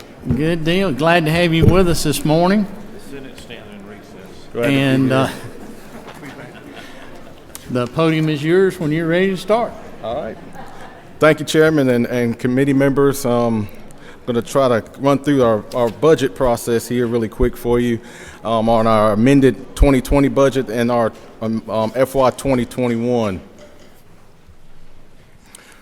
First off, I'd just like to say, as upon being appointed to this role right here in July, I've been greeted with phenomenal staff, and a couple of them are here with me today, and I just think that's a testament of the hard work that the men and women at the Department of Juvenile Justice do every day for the mission for our kids and to provide positive outcomes. It's a really big benefit that we have. As we started our 2020 budget, we started with $357,384,470, and we had to come to a 4% reduction of about $14.6 million. And I'm just going to run down on line items. It should be on your page on the governor's recommendation on page 237 on the community services. Line item number 1 to reflect the adjustment to agency premiums for the Department of Administrative Services and administered self-insurance programs. You're going to see that reduction across all programs, so I'm not going to spend too much time on that. Line item number 2 is reduce the funds by freezing non-security positions that were vacant since November 1, 2018, and that's a total of 52 positions for cost savings about $2.1 million. And we're going to reduce our funds by reducing our travel and eliminating supplemental training. That's our professional development conferences. We're going to leverage lunch and learns and some other alternative ways to provide those types of training. So we're not going to eliminate them completely, but we're still going to provide that training, but coming with innovative ways, utilizing technology and other methods to provide training instead of having 4 and 5 day conferences. Line item number 4 in the community service is to reduce the funds by eliminating landlines and telephone lines for employees who have cellular phones. That's going to be a cost savings in the community service project at about $22,000, and we're doing that again across all of our programs within Department of Juvenile Justice. Skipping down to the administration, really focused on line item number 2 is to reduce funds by freezing non-security positions that were vacant since November 1st, 2018. That's approximately 4 positions for savings of $215,621. And again, we're going to, on line item number 3, eliminate or reduce our funding for our PDC trainings, our professional development conference trainings. We're doing a lot of training throughout the day, throughout the normal business hours, on lunch and learns, and coming up with innovative ways using technology to affect that mission. And also, we're reducing our landlines and cellular phones for employees who have cellular phones. Our secure commitment, our YDCs, we have 7 of those, which are long-term facilities within DJJ. The biggest thing on line item number 2 is freezing security and non-security positions that were vacant since November the 1st, 2018. That's a total of 187 positions for cost savings, a reduction of $7.8 million. And then we're reducing the travel and again the supplemental insurance. I just want to just emphasize on that's not going to lag again. We're very focused on our training, and that's not going to lag. We're coming with innovative ways to make sure that we're accommodating our employees that way. And reduce funds for delayed opening for our career technology and agricultural educational program. That was delayed opening October 1st, 2019. That was a cost savings of $96,000. And again, across the program, reducing landlines for employees who have cellular devices. In our secure detention, which is our short-term facilities, detention centers, we have 19 of those across the state. Line item number 2 is reduce the funds by freezing security and non-security positions that were vacant since November the 1st, 2018. Those were 99 positions for a cost savings of $4.2 million.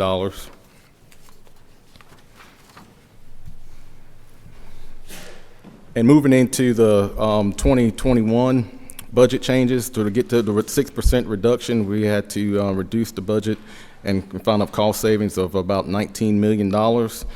And in the community service programs, we reduced the funds, line item number 1, reduce the funds to reflect the adjustment in employer share of teachers' retirement systems for 21.14% to 16.6%. And you're going to see that across the board as well in the rest of the programs in the YDCs and our YDC program and in the community where we're at. Reduce the funds for the Georgia Technology Authority administrative fee for GETS contract management. That's $91,838 savings.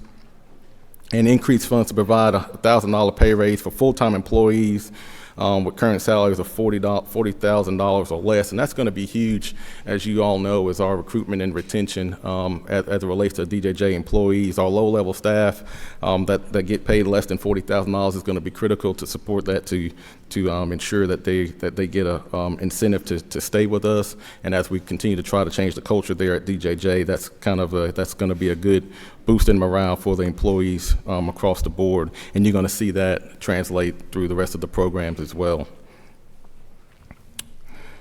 Increased funds to utilize the operations of our CSEC facility in Paulding County for our sexual exploited children, and that's a $100,000 increase into the budget to operate and maintain that facility. Line item number 6, reduce funds by eliminating landlines and telephone lines with employees who have cellular devices, $88,468. Reduce funds by traveling and eliminating supplemental training conferences, that's $150,000 savings. And adjust funds to state employees scheduled to receive the increase for certified personnel by $2,000 effective July 1. That was in the governor's recommendation to provide raises for teachers, which is critical. You know, as DJJ, we're the 181st school district within the state of Georgia, and it's critical to maintain the level, the teachers there to provide positive outcomes for our kids. Department of Juvenile Justice Departmental Administration pretty much translates the same as what I talked about as far in the community. I'll draw your attention to line item number 6 to reduce funds by eliminating the non-security position that was vacant since July 1 of 2018, and that's one position, which is $84,642 in savings there. Our secure commitment long-term facilities, our YDC. Again, we talked about the teachers' retirement reduction and the GETs, and then the pay raises for our full-time employees. So we jump over to line item number 4, which is to reduce the funds to reflect the closure of our Sumter Youth Development Campus, resulting in population decrease due to criminal justice reform. We saw a population decrease in that facility as a result of criminal justice reform, and also our Sumter YDC, the decision that goes into that, our Sumter or YDC is our second largest costly facility to run in that program. And it has some other structural issues and maintenance issues, security issues, and that's what went into our decision to close that facility as part of the 6% reduction. And all the employees that are currently there, we have vacancies within the surrounding jurisdictions to be able to absorb those employees, so no one's going to be affected by that cut. We've already mapped out a plan to have the employees go to other facilities within that geographical area to ensure that they still have a job within DJJ, so it's going to have minimal impact on staffing across the state. Number 5, we reduced the funds by eliminating one deputy commissioner position. That's $184,811, and that was due to the retirement of one of our deputy commissioners upon me first getting there. And we did some reorganization on that side. We put the RYDCs and the YDCs under one umbrella to have a little bit more of a span of control on how movement of the youth and personnel within that agency. So we're going to eliminate that deputy commissioner position within the budget that was vacant. Also reduce funds by eliminating one program coordinator. Again, that was part of the reorg. This position was vacant as well. So that all the positions that we eliminated have no one's been in them. So that program coordinator position is vacant, and we're going to eliminate that. Of course, goes into the cell phones and landlines, for eliminating landlines for people who have cell phones, and reducing the travel for our conferences.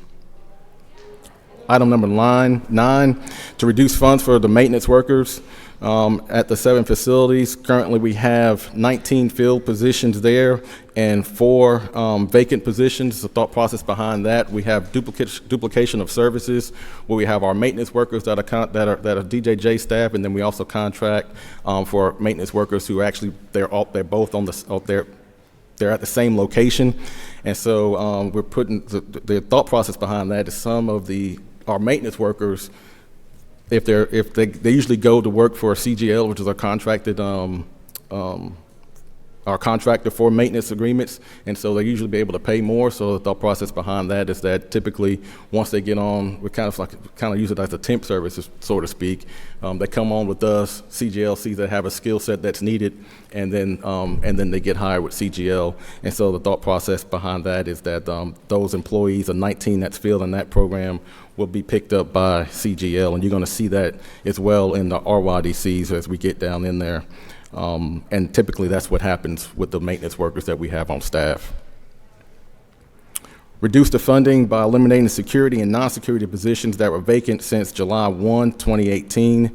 That's a total of 115 positions. Again, through criminal justice reform, we kind of see a decrease in our population. So it's not going to affect our operations as it stands right now.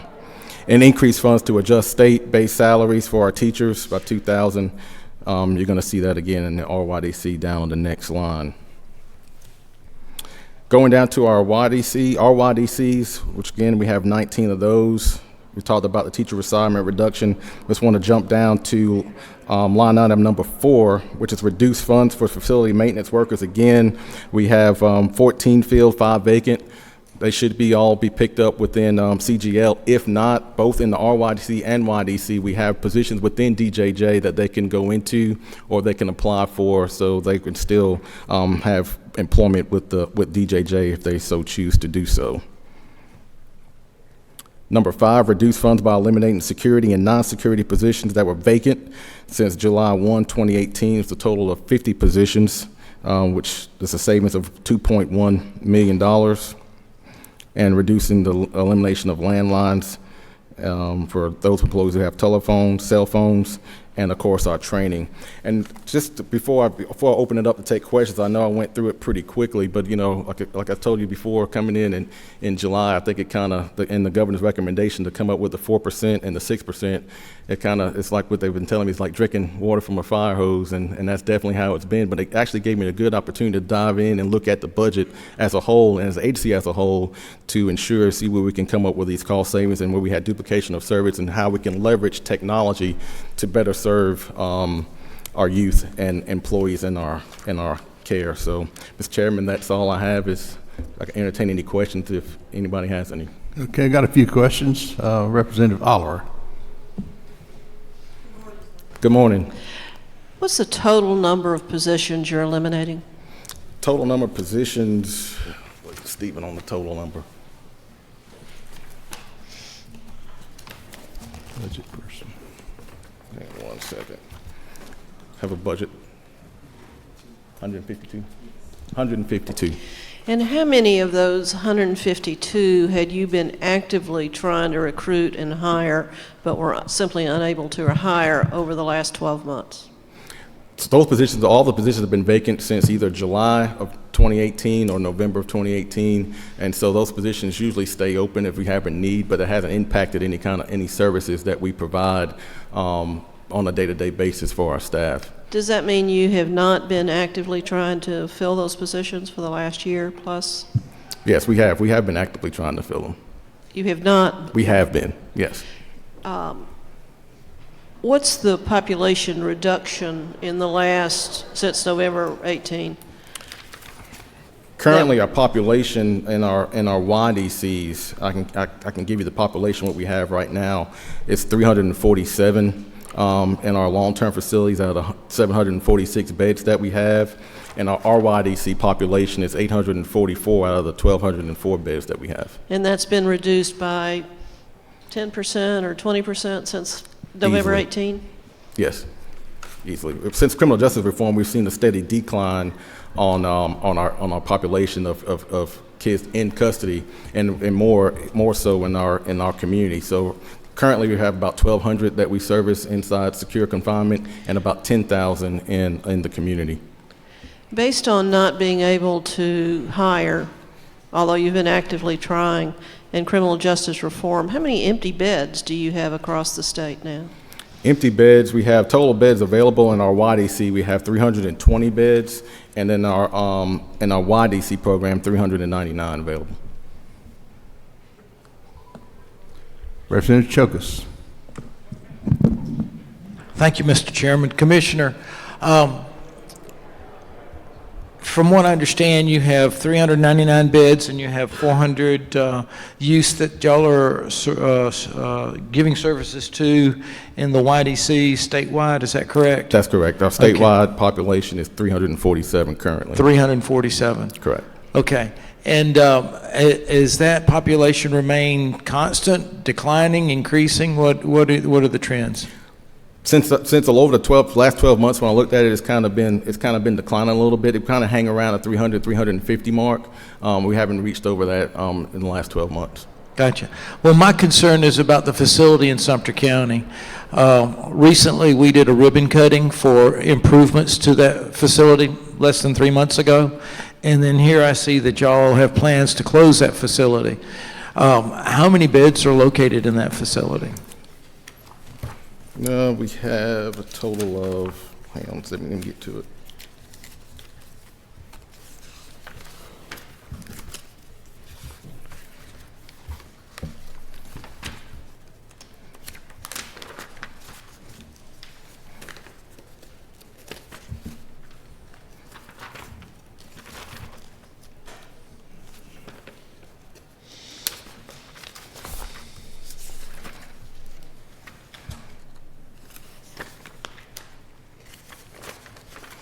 Here it is.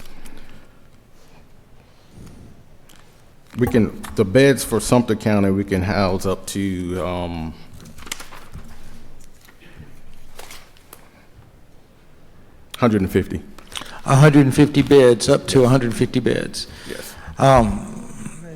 It appears that if we close that facility, we lose 150 beds out of the 400 that you have available. What are you going to do with the 100 juveniles that you need to serve with the difference? Well, currently we have 59 youth that are housed in Sumter County, which we can absorb in, and the rest of the 6 are YDCs throughout the state. Okay. Well, I'd like to talk to you further about that. I don't want to take up the committee's time, but if you take 150 from 400, that leaves 250. And if we've got 347, where are the other 40, where are the other? That's our capacity, that's our functional capacity, our functional capacity, what we're operating on. We've never, in the last couple of years, never had over 100, more than 80 kids down at Sumter. All right, thank you. Representative Welch. Thank you, Mr. Chairman.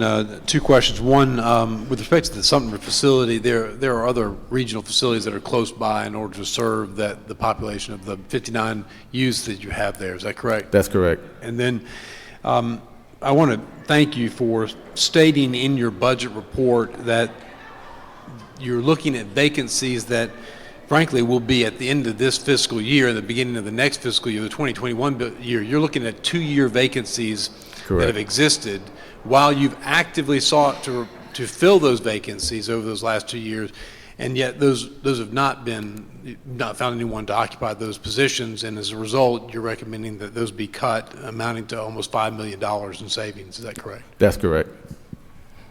Representative Hughley.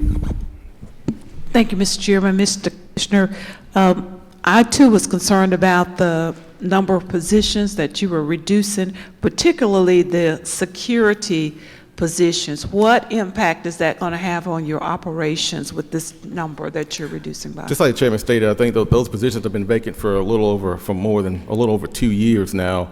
And what we've seen as a result of our decline in population with our criminal justice reform, we'll be able to manage the number of kids that we have inside of our facilities with that cut. Now, keep in mind, that's not cutting all of our vacant positions. That's just eliminating the positions that were vacant for the last 2 years. So we still have to get our staffing numbers up to the levels where they need to be in certain facilities. But those are the positions that have been vacant for 2 years that no one has been in whatsoever. May I ask another question, Mr. Chairman?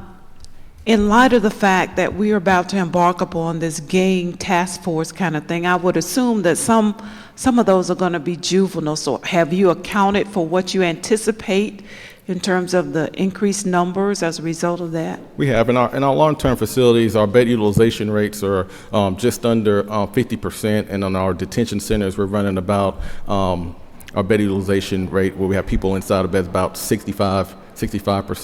And so depending on how aggressive that task force is and if those kids are going to actually be coming to us, we do have the capacity initially right now to service that population. Thank you. Representative Howard. Thank you, Mr. Chairman. Mr. Commissioner, yes.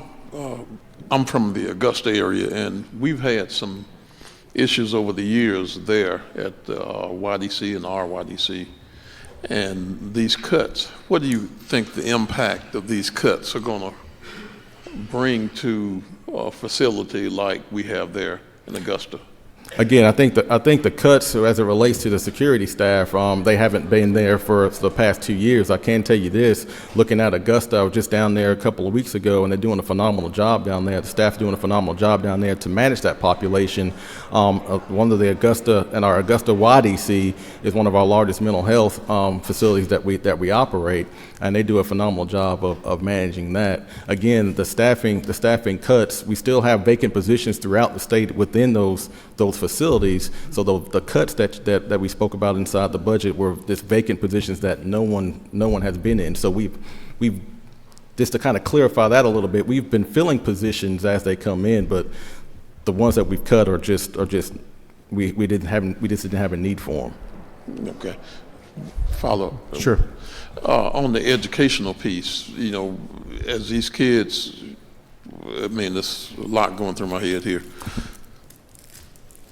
What are we doing to sustain the educational piece of training these kids or giving them some a support system to re-enter, because this pipeline to prison is real? Yes, sir. Yes, sir. And that's one of my main focuses going into this year is our reentry program. Just down in Savannah not too long ago, we had a LEAP graduation where we partnered with certain businesses and organizations down there to provide training and logistical training for kids going out of the facility into the reentry and in the community, and to provide jobs. I think we graduated 8 to 10 youth down there, and all of them were afforded an opportunity to have jobs. I think 8 of them got employed out of that. A couple of weeks ago, we had a partnership with Home Depot to provide soft skills and resume building and training through Home Depot Corporation for our reentry programs. And we had a graduation of young men, and then a graduation here recently of young women, both inside the facilities and inside the community, that took advantage of that program and went through that training as well. So we're trying to definitely there's room for improvement there on the reentry side, and we're going to ramp that up as we go into 2020 this year. But we do have phenomenal programs that we partner with. But I do agree we need to kind of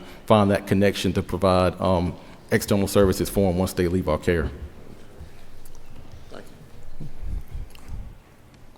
Hey, Commissioner, looks like that you've exhausted the questions. We appreciate your attendance today and your presentation. Thank you very much. Thank you.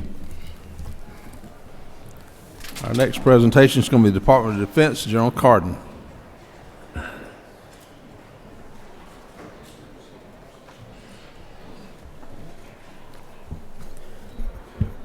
Good morning, Senator Hill, Representative England, members of the committee. Thank you for allowing me to brief you today on the Georgia Department of Defense budget for the remainder of 2020 and the budget for 2021.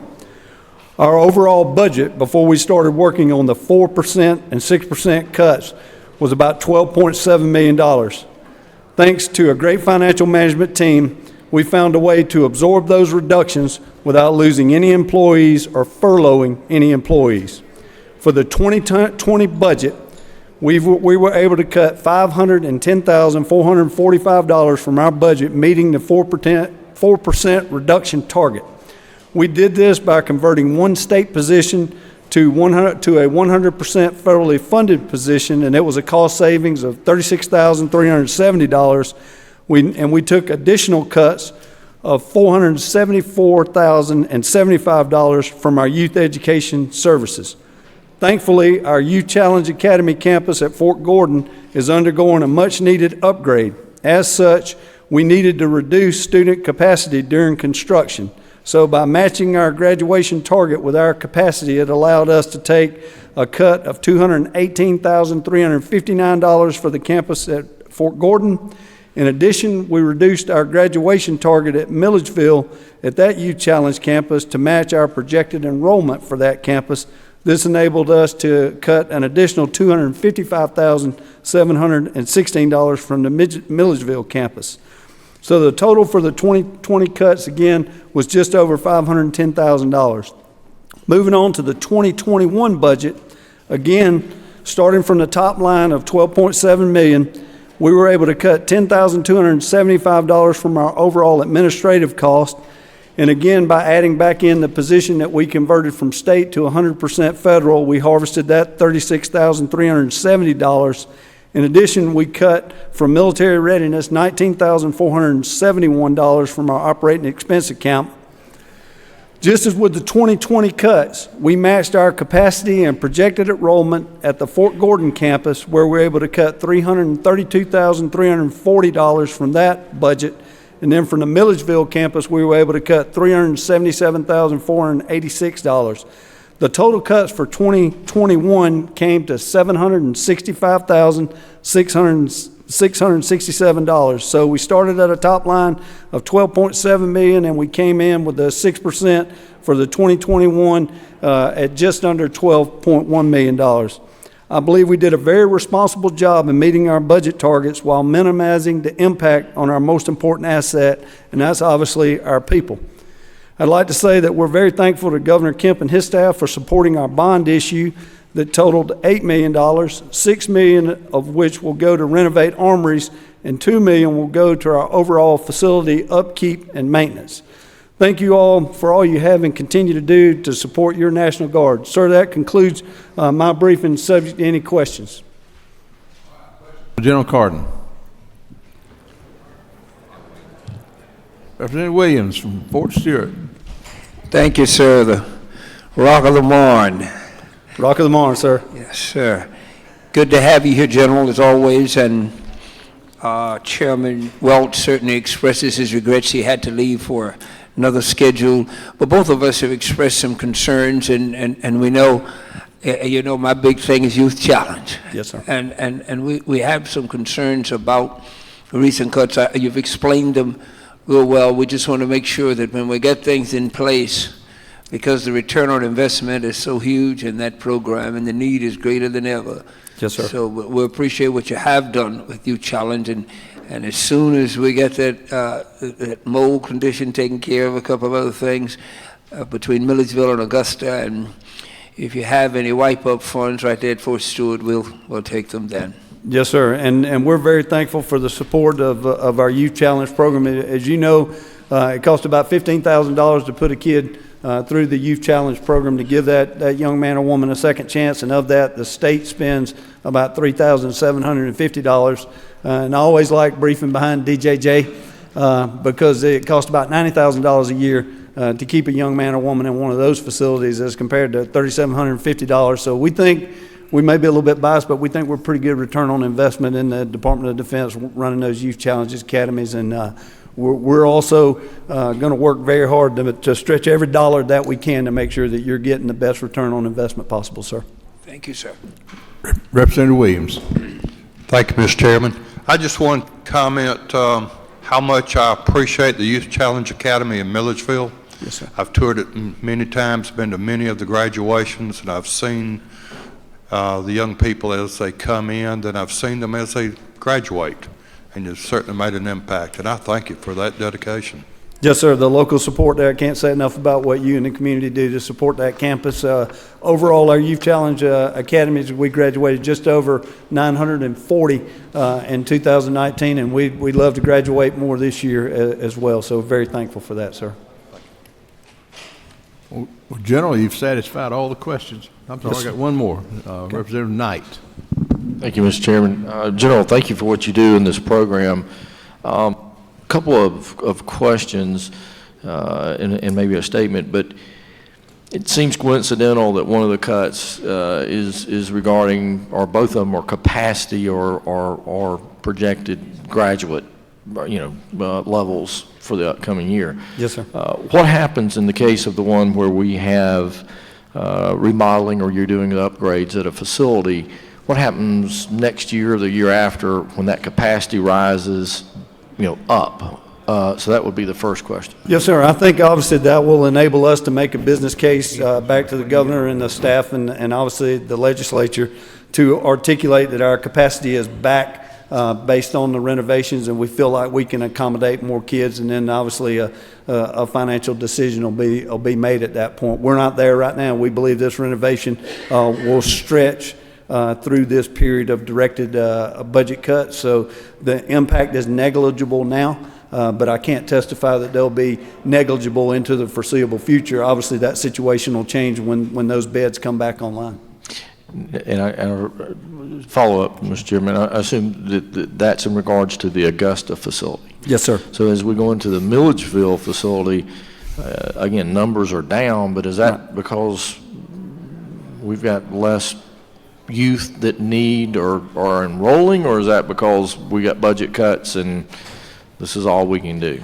Well, I think it's certainly not because we don't have the capacity. We've never been able to fill the capacity at the Milledgeville campus. We have a capacity to take up to about 150 there, and we've been taking somewhere between 100 and 120 with that campus. But it is our newest campus. We market the program. We work with school superintendents. In fact, I'm speaking in an educational leadership forum over in Athens this weekend. So we do everything we can do to make sure that a young man or woman in the state of Georgia that wants a second chance, that wants to be in that program, we want to provide that opportunity to that young man or woman, sir. And while I dare not speak for everyone, but I believe the sentiment is that we agree with you, and we agree that this is a great program that is cost-effective up front, that will allow some of these youth, like you said, to have a second chance and lead very productive, fulfilling lives. So we do support you. We just want to make sure that we're not undercutting ourselves in the long term. Yes, Thank sir. you. Thank you very much for your support. Representative Bruce. Hi there. Hello, sir. What is the current status on the facility over in Adamsville? Are you guys going to, especially where it backs up into that community, because we had some issues over there with some people selling drugs, really. Right. On the back side of your property. I know you didn't know they were over there selling drugs, but we had to send the police over there several times. Yes, sir. What is the current status on that property and on the back side where it butts up to the community? Yes, sir. Well, I'm glad you asked that question. We did get a demolition project approved by the federal government last year, and so we believe once we're able to demolish some of the old facility, that was the Lorenzo Benz facility that you're referring to over there. Once we get that demolished, then essentially it will not provide as much of a haven to those people to come in and do things we're not proud of in that facility. So those federal demolition dollars, I think, are going to go a long way in helping us clean that place up a little bit.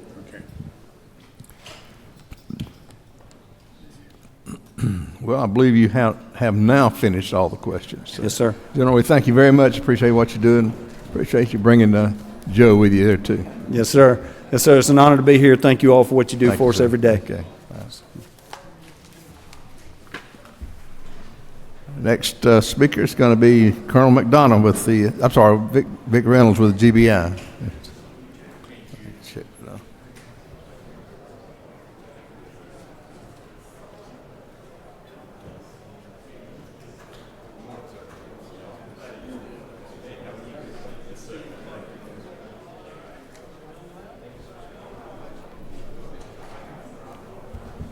Do you control the slides, sir? Okay.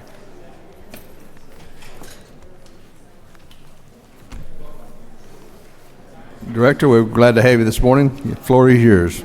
Folks, thank you so much. And good morning, ladies and gentlemen. I'm Vic Reynolds. I'm the director of the GBI. It's an honor and pleasure to be with you. I think last time I had a chance to speak to any of you folks was toward the end of the session last year. I was a brand new director. I told you that I was trying to still find all the restrooms at the GBI. I'm happy to report to you I've done that today. And we're ready to roll. So thank you so much for this opportunity. I do want to take a moment to thank both these bodies for all the support you've shown, not only me as a brand new director, but this great agency, the GBI, and the men and women who drive the mission every day. Thank you for your support there.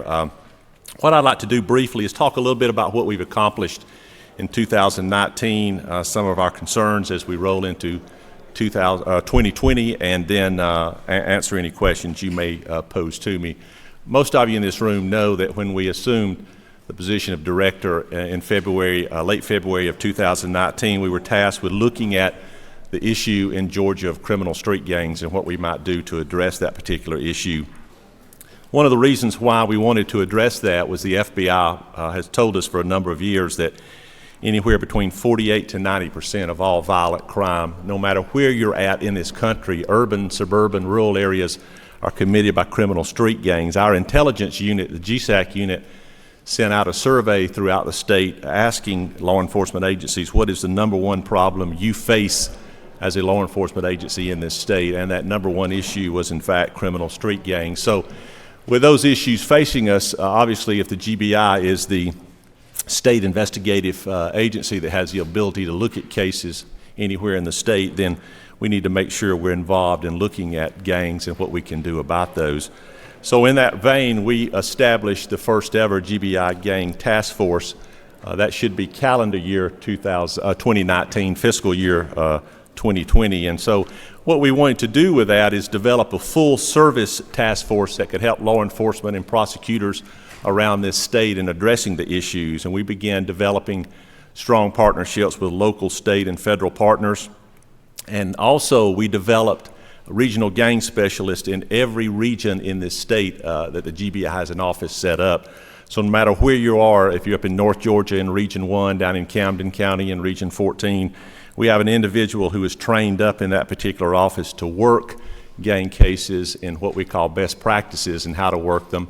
And we also trained every boots on the ground GBI agent in how we believe cases should be worked, what to look for, and how to go about putting those cases together that made them prosecutable cases.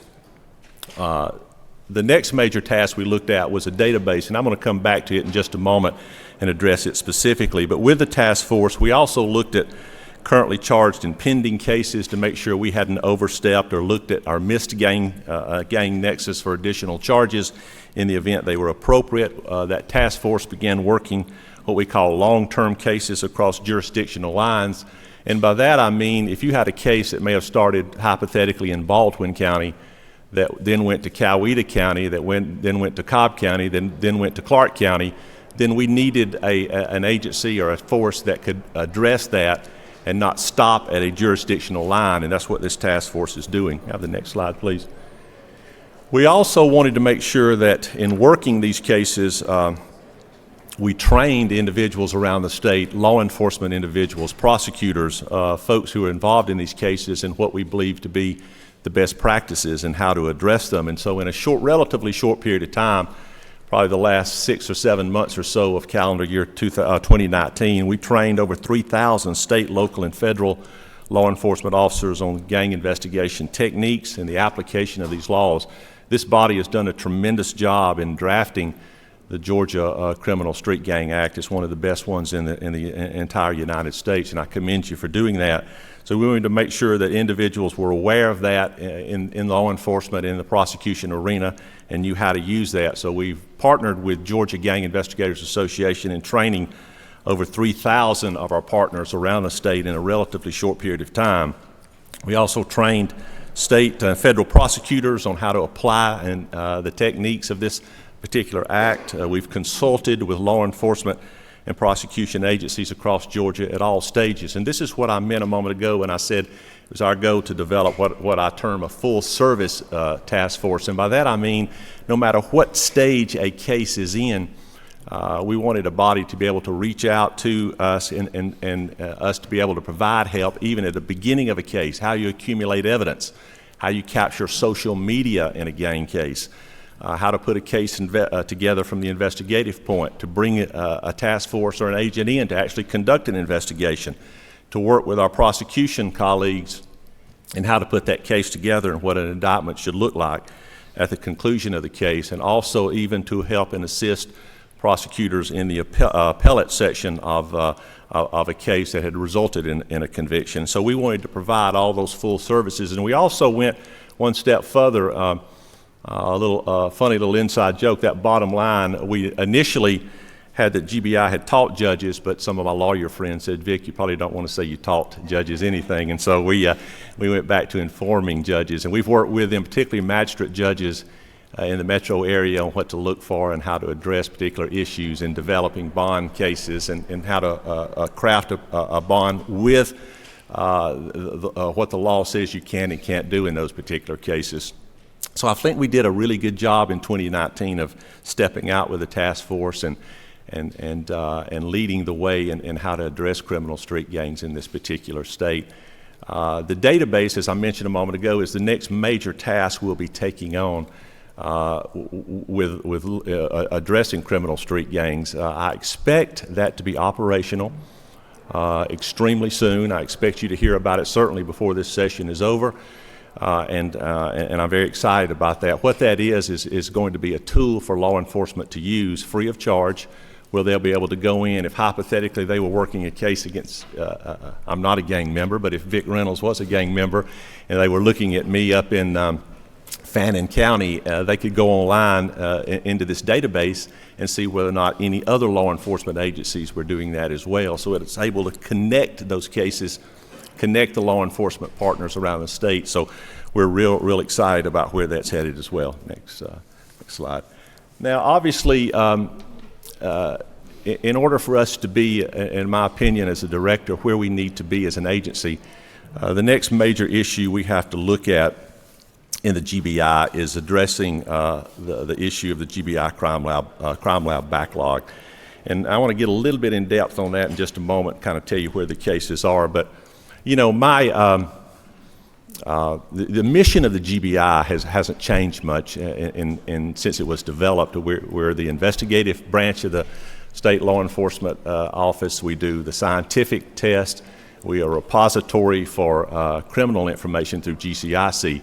But my vision for this bureau, my vision for the GBI, is for us to become the best investigative state agency in the United States, not one of the best and not the second best. And the reality is we can't become what we want to become with these numbers. And so we have to address it. Some of you may know we have a brand new crime lab director.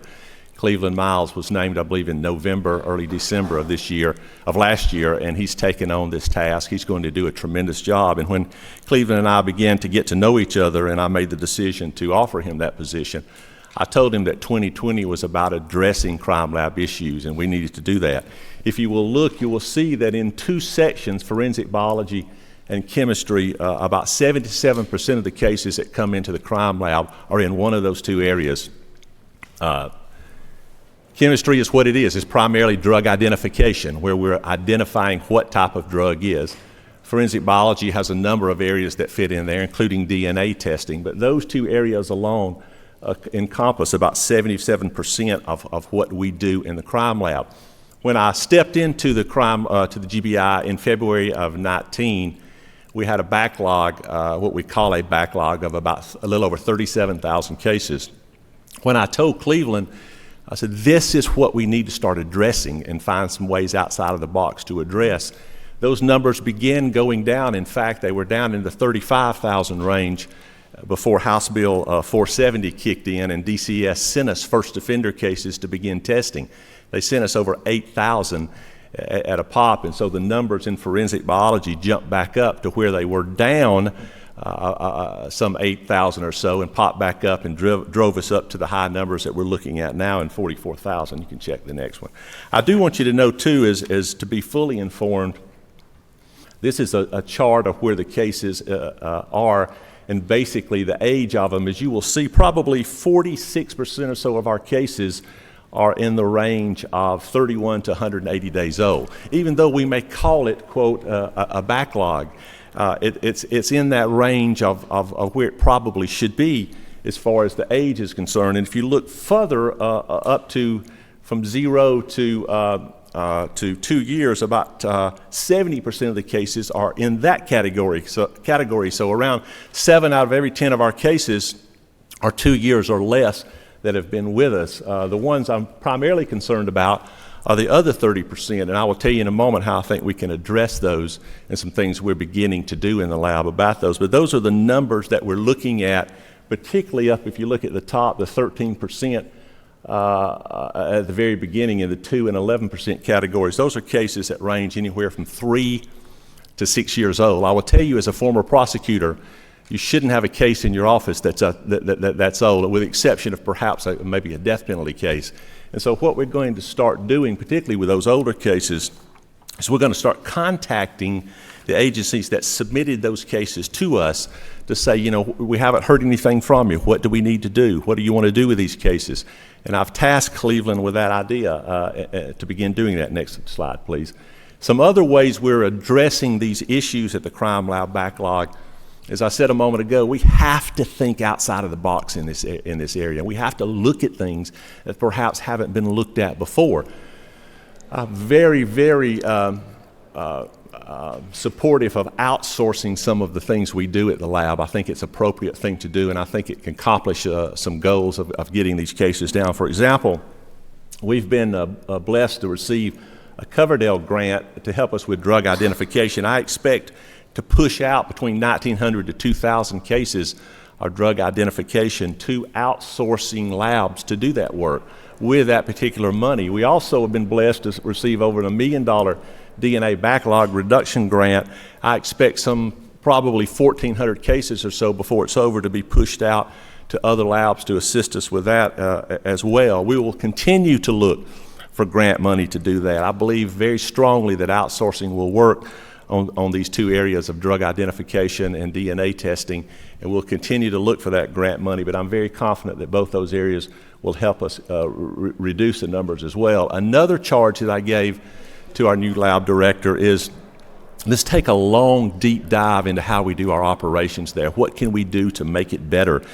And as we're concentrating on chemistry, drug ID, and forensic biology sections, we're beginning to do what we call process mapping, and I know most of you who have business backgrounds know what that is, so I won't go into great detail, but we're looking at how we do business in those areas, how we take the test the items in, how they proceed along each step, and we're looking at that through process mapping. We did that with our toxicology section a number of years ago before I became director, and it was very successful in reducing the numbers in toxicology down to a manageable amount, and so we'll continue to do that as well. I'm confident that process mapping will help us in that regard as well. We've also made some adjustments to the way we train scientists. Let me tell you what I mean by that. For years, what we would do in training a scientist is we would basically say, you need to learn steps 1, 2, 3, 4, and 5 before we are going to allow you to test these items. And we'd put them through a rigid training program. Some of those training programs may take more than a year. So what we've started doing now is if we train a scientist in perhaps steps 1 and 2, but not yet trained in 3, 4, and 5, we allow them to do steps 1 and 2. We put them to work doing those steps. So incrementally, as they begin to be trained up the way the GBI expects our scientists to be, is putting them to work as they learn the tools of the trade and how to do these things and meeting our qualifications and standards. So we hope to begin seeing some fruits of that labor as well as they begin working cases depending on what stage of their training they happen to be. We'll also be creating 3 distinct service teams based on the evidence categories. In other words, they'll be working cases in team situations depending on what section they're in, and we're confident that that will, in fact, help us tackle these cases and cut down on some of those numbers as well. So that's some of the things we're doing a little bit outside of the box in addressing the crime lab backlog. Next.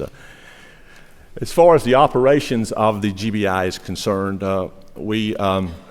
and coming up with the reductions that we have, we took a long look at what we were doing inside of the Bureau, vacant positions that we expected to address through retirement and things of that nature in the future, and that's how we came up with the positions that are going to be eliminated through this budget process. I've broken it down through administration and CGIS. You will see in CGIS one of the areas at the top, replacing state funds with other funds. What we've done there is, for a number of years, we performed some operations that I believe are outside of what the GBI should be doing. We'll be stopping some of those operations. We'll be sending them back to the respective agencies that ought to be doing them, and I think that will work, and look forward to doing that as well. Again, it breaks down each department about the number of folks, vacancies that we're not going to be filling in the future, both in Amended 20 and in fiscal year 21, which would be the next slide. Also talks a little bit about the task force that we've developed beginning in fiscal year 20. The database that will be coming online, we expect sometime, hopefully before this session is over. And that's what we've done. I can't begin to tell you enough what a great agency the GBI is, how, again, distinctly honored and humbled I am to be a small part of it, and to lead these men and women for the job they do day in and day out. I thank them, and I thank you for your support as well. So, Mr. Chair, if you want some questions, I'll be more than happy to address them. We've got a few. Yes, sir. Representative Holcomb, let's start off with you.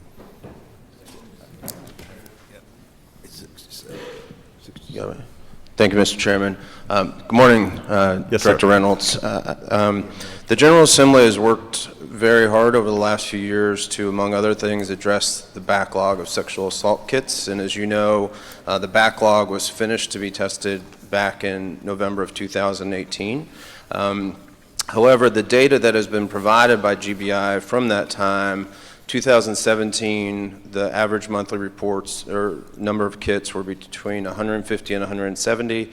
2018 and 2019, GBI received approximately 250 kits per month. And for the most recent year, the numbers were approximately 200 kits per month. So I'm concerned about the potential cuts to the scientists and the technicians, because those are skills that are not very quickly gained. And so can you tell us a little bit about the impacts, both generally on your mission to combat crimes, because DNA evidence, of course, is also used to help solve crimes other than sexual violence crimes, but then specifically to address the impact on sexual violence in terms of how this will impact testing on both an expedited basis and a non-expedited basis. And just to give one final bit of context and color to why I'm asking this, I've spent a lot of time with victims, and I know some that had the kits been tested more timely, they were attacked by individuals whose DNA was already in the CODIS database. So the efficiency with which we test really matters. Thank you. Thank you, and I appreciate the question. I will tell you, as of yesterday, in checking with crime lab personnel, obviously regarding Senate Bill 304, all of those sexual assault kits were tested, have been tested. We, as of yesterday, have 768 sexual assault cases, kits pending in the crime lab, and our numbers receiving of a little over 200 a month. That's about 3.5 months or so of sexual assault kits that we need to start addressing. I will tell you again, too, we have a circumstance where within the lab, we always address priority cases. For example, if DAs, one contacted me yesterday and said, I'm in a situation where I have to have something tested by a certain date, we take that and we place it at the top of the list. We don't particularly like to do that, but we do that because it's necessary, having been a former prosecutor. I'm confident that we have a handle on sexual assault cases. As I said, we have 768 pending. In a perfect world, I wish we had none pending, but with those numbers, considering the volume that we do, our DNA personnel have told me they're confident they can handle it as well, so I feel like we're in a good position on those cases. Representative Welch. Thank you, Mr. Chairman. I'm going to follow up again and just emphasize what Representative Holcomb has said. On this, there's a lot of bipartisan common ground on this issue, and the issue is not merely the rape kits and the testing of those kits to ensure that the criminals are detected and found in the CODIS system are prosecuted in a timely manner, but that is also to protect the public from future criminal activities by those same individuals. In addition to that, the complaints that I'm hearing throughout the state from prosecutors is that there is the backlog on both the chemical testing as well as the biological testing is hindering their ability to prosecute cases in a timely manner. And I have great concern with the cuts in this budget for those scientists. As a General Assembly, we have worked diligently to add more and more scientists, to increase pay, to recruit them for that purpose. I think it is especially important that this be analyzed thoroughly. I do appreciate, however, that you are looking for outside assistance in this regard. The concern there is, again, the chain of custody with respect to that evidence and the ability of the individuals who do the testing to be able to be called and testify in those criminal trials. Those are two essential elements that are not discussed here in terms of providing the information, but are essential in terms of prosecution. So I'm echoing Representative Holcomb's comments. I'm underscoring the importance that we feel, I think, as a representative body of the public of these positions, and I'm urging that your department work diligently on finding those alternative methods, but make sure those alternative methods are meaningful in terms of prosecution. Thank you. I know it's not a question, but I will, if you indulge me to address that. As a former prosecutor, a former police officer, and now as a director of the GBI, our job is to make sure in the end that justice is done, and certainly a big part of that is having a crime lab that's responsive, that handles cases in a timely fashion. As I told you a moment ago, as far as I'm concerned, in this calendar year 2020, this is at the very top of my list. We did a lot of work in 2019 on the issue of gangs, and we have more work to do there, but there's no issue to me any more important today than addressing the issues in the crime lab. And I commit to you and commit to this body unequivocally and categorically, not only as a director of the GBI, but as a man, I give you my word, I will do the very best I can to make sure those issues are looked at from top to bottom, and I'll confirm that to Representative Holcomb as well. Representative Hughley.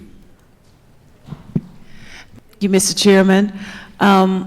To the director, you've talked a lot about the gang task force and the problem. Can you quantify for us what that problem looks like, and how are you going to measure success? When will we get to success?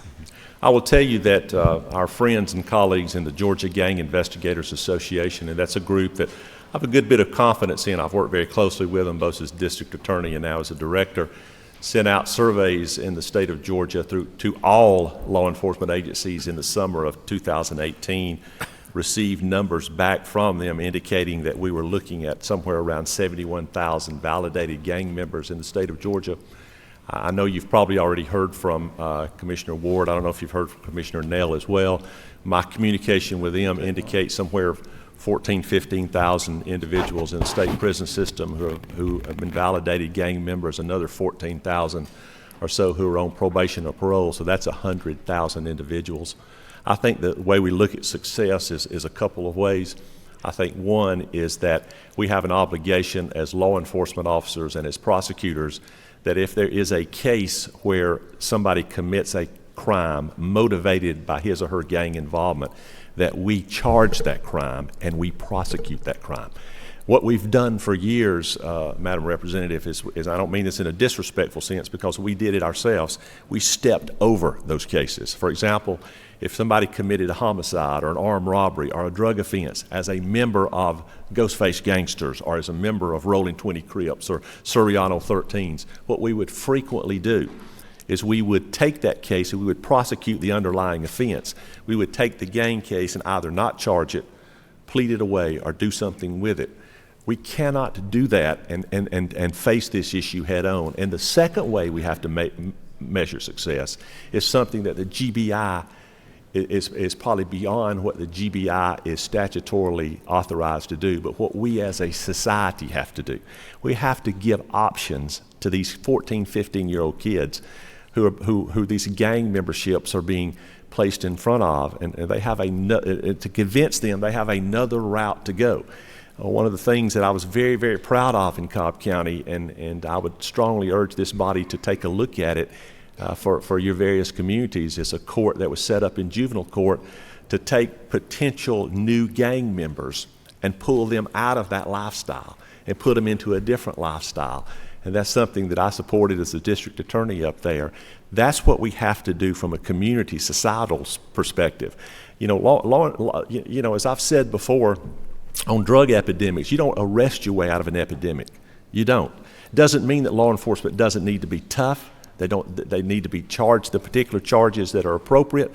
But in the end, societally speaking, community speaking, churches, organizations of that nature have to step up and do what they need to do in their community to make sure those individuals have that opportunity.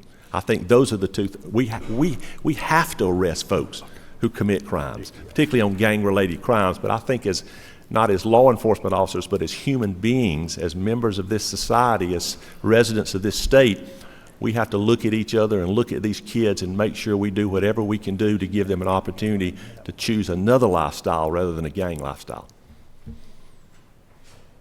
Senator Jordan. Thank you, Mr. Chairman. Director Reynolds, a couple of cuts you didn't address that I would really appreciate you speaking to. There are 2 cuts under the Criminal Justice Coordinating Council. So it doesn't have anything to do with your presentation. But specifically, one deals with proposed cuts in terms of grants with respect to accountability courts. For amended FY 2020, it's $1.3 million. For proposed 2021, it's over $2 million cuts in terms of accountability courts.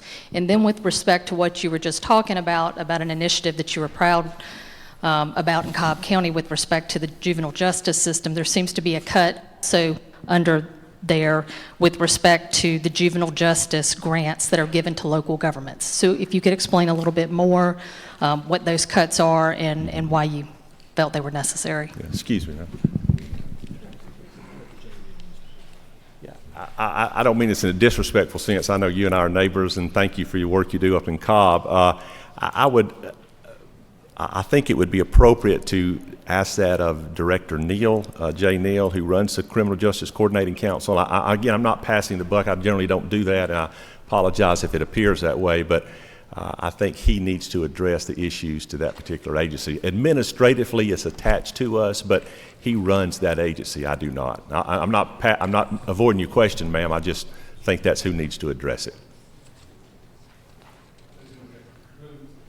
Maybe one more question before our time runs out. Representative Fleming. Thank you, Mr. Chairman. Director, I appreciate what you do. I think our governor's made a lot of good appointments, but I was extremely excited when he put you in the spot because of the job I thought you could do, and I appreciate that. Thank you for your focus on the crime lab. That is one of the things that has vexed us, I think, as a collective body for many years now, and I appreciate that focus. Being from the Augusta area, we hear a lot about SLED in South Carolina and what they do. Their equivalent of, I think, what the GBI is in Georgia. And I think you mentioned the word outsourcing, but that was my question. I hear constantly that SLED does use a private crime lab in Newberry, South Carolina, to quite often resolve some of their issues with backlogs. Could you touch upon what you meant by outsourcing, and might that be something that we could do in part to Georgia to help the backlog? You know, SLED is a tremendous agency. Assistant Director Kirk's son is a proud agent over there with SLED and does a great job. But yeah, you know, Representative Fleming, what we have to do is, as I said a moment ago, and as I've charged our new crime lab director with, we have to go outside of the box on these things.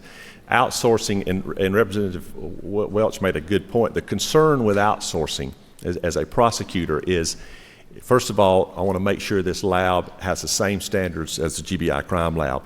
The second is we need to make sure as a prosecutor and as a lab, if we outsource it, that the chain of custody is followed appropriately, because as he pointed out a moment ago, that has to be provable as an element in a court of law.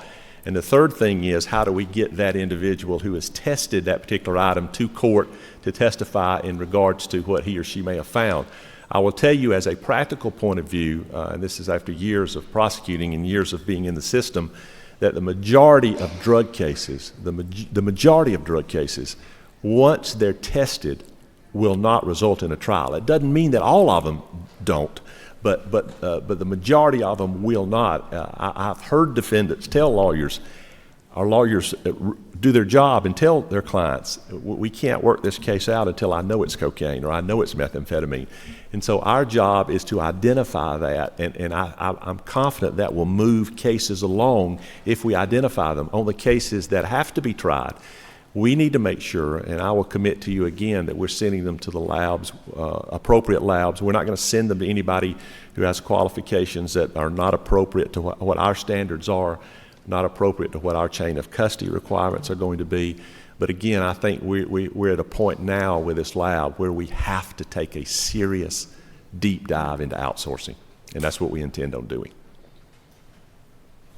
Thank you. We've run out of time. Ladies and gentlemen, a few of you, 6 or 7 of you, didn't get your question answered. I'm sure the director will be glad to answer them out in the hall. Appreciate you coming very much, Mr. Reynolds.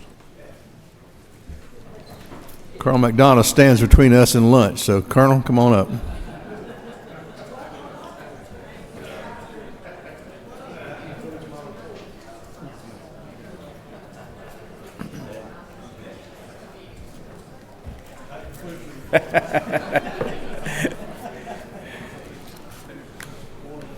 Good morning, y'all. Welcome, Colonel. Glad to have you. The floor is yours. Ladies and gentlemen, if you're leaving, please leave quietly. If you're coming in, please come in quietly. Quiet, continue.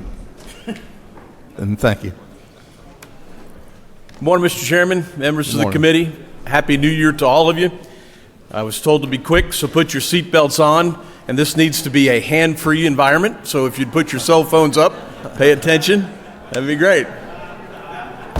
All right, you got to start with the car. 2 years in a row, the best-looking patrol car in the country. So you got to start with the car. Next slide. And then you got to end with the dog. Everybody loves the dog, so you see the work that folks do around here. Next slide. I'd like to start off with a favorite part of my organization, and that's our aviation program. And we are looking to consolidate our aviation program for some savings. And if you look at the slide, you can see for 2020, the reduction is $184,000, and for 2021, it's a little over $400,000. What we're doing to accomplish this is we have 7 hangars around the state. 2 of the hangars we're going to try to idle down to only an emergency use for the savings there. 3 of our helicopters we're going to sell. 1 helicopter and 1 Cessna are public use aircraft that we have from the federal government. We're going to be turning those back in. We will be purchasing 1 single replacement helicopter with the 3 that we sell. We're purchasing a flight simulator. And what's important about the simulator, we can do on the ground for so many hours at a much less cost of what we've been doing in the air. And then we're going to be implementing some spending caps across the board. We've asked our folks to reduce their P-card purchase by 25, no out-of-state type travel, reduce their PO purchase by 10%, and they've risen to the occasion. We've asked for 25, and they've done 35 and 37 and 38, so they're rising to that challenge. I put 2 pictures in here to give you a sense of when we do spend money on aviation, what we try to do is have a standardized helicopter that can do everything that a helicopter can do for law enforcement. What you see here is 2 of our Bell 407s. They're in what's called the dip. They're getting water to put on a fire. That's a Bambi bucket. Each one of them is FLIR equipped, forward-looking infrared radar, along with a night scope that's on it. And you'll see in the next picture, they can also do what's called long line rescue. This is the High Falls rescue that we did, where the brother fell down the falls and was killed. The other brother went down to his brother's body, and we had to get the body out as well as get his brother out. But when we spend money on a helicopter, we try to do everything that we can to make sure that it can do everything that's required of it as far as a law enforcement mission is concerned. Next slide. Our departmental administration for amended 2020 is a reduction of $75,000, and then again in 2021, we're doing that by reducing an accounting position and in the same fashion implementing spending cuts. Next slide. This is a lead into our field operations. Past 5 years, we've been very, very active in civil disturbance. This is at Ivan Allen and William Street. This was what it looked from the back side of the crowd. Next slide. This is what it looked like to us looking in the other direction. In addition to that mission, the folks do hurricane-type response and other things, in addition to their daily duties with law enforcement duties as far as traffic enforcement. But for fiscal year amended 2020, the reduction is $4.9 million and some change, and then in 2021, it's $5.5 million. When you look at who our basic employee is, that is a Trooper First Class 3. The cost of that individual with their fringe is about $100,000. Those figures equate to about 49 troopers for amended 2020 and 55 troopers in 2021. Now, my goal is not to eliminate those positions. My goal is to save everywhere I can so that I can keep as many people on the road as possible. The fact of the matter is a reduction in trooper force on the roadway equates to an increase of fatalities. Anytime that we've had to reduce folks on the roadway, our fatalities go up. So our goal is to do everything we can to save money in every other area to try to put towards these numbers to actually minimize any reduction of individuals on the roadway. Next slide. SWAT is a function of them as well. I wanted you to see this slide because the last time I've spoke, we've actually increased what is known as our Bearcat capability. They are essentially an armored vehicle that protects our folks.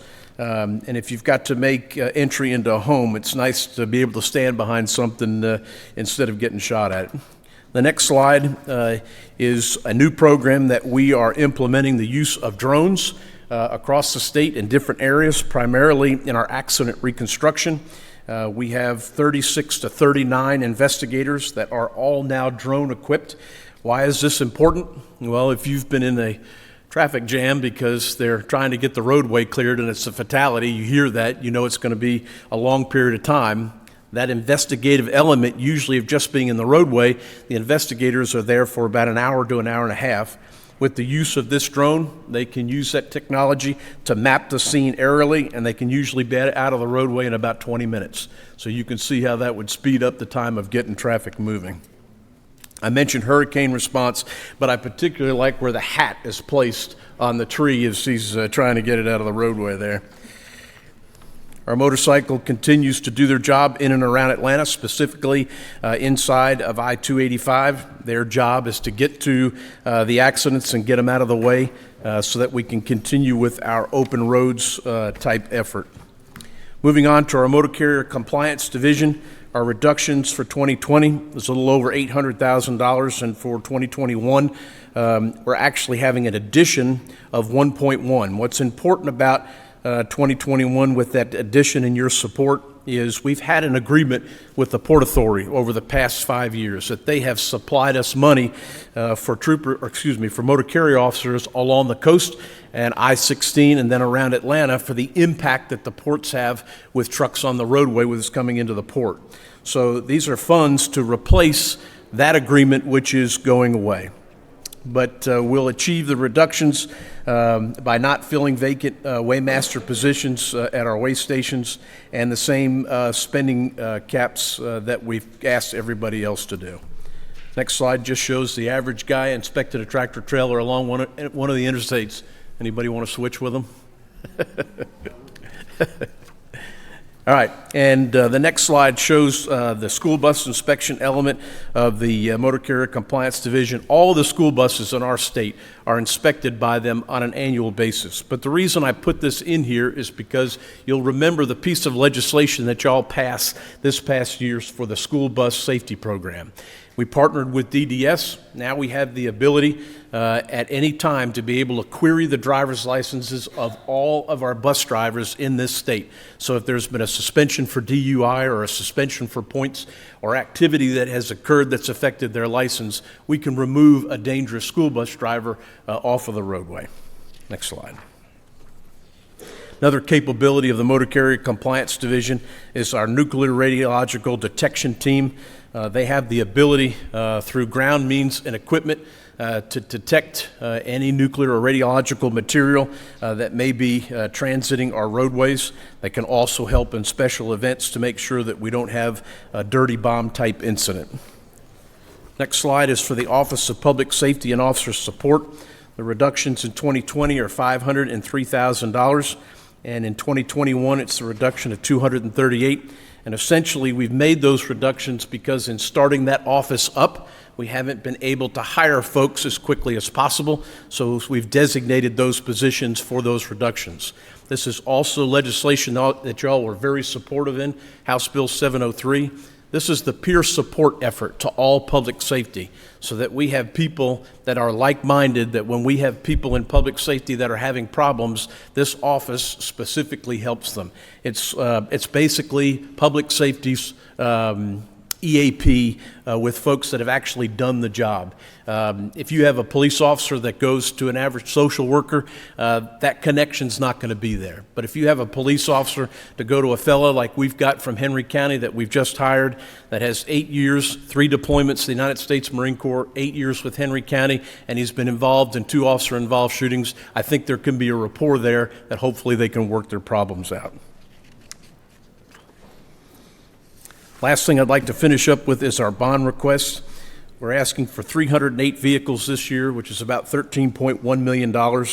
Facility maintenance is $705,000 to continue our annual maintenance, which includes over 70 GSP facilities, 20 weigh stations, and all of our towers in our communication system. And the last is the construction of our new headquarters building at just over $54 million. We were given last year $2.9 million in planning bond funding. We've put that to good use. Stevenson Wilkinson has already been hired as our design team. Turner Construction is our construction folks. And in the next slide, we show where the site's going to be on the old Public Safety Training Center. And the next slide shows the use of SWAT equipment to aid in the demolition of that building so we don't spend so much taxpayer money. And then the next slide shows you the complete of that building being down. So, Mr. Chairman, I've tried to move it along. The last thing I want to end up with is our community involvement. We're very proud of our partnership with Toys for Tots.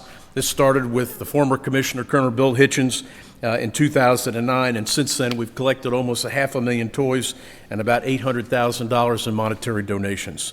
Any questions? And you got about 2 minutes before lunch.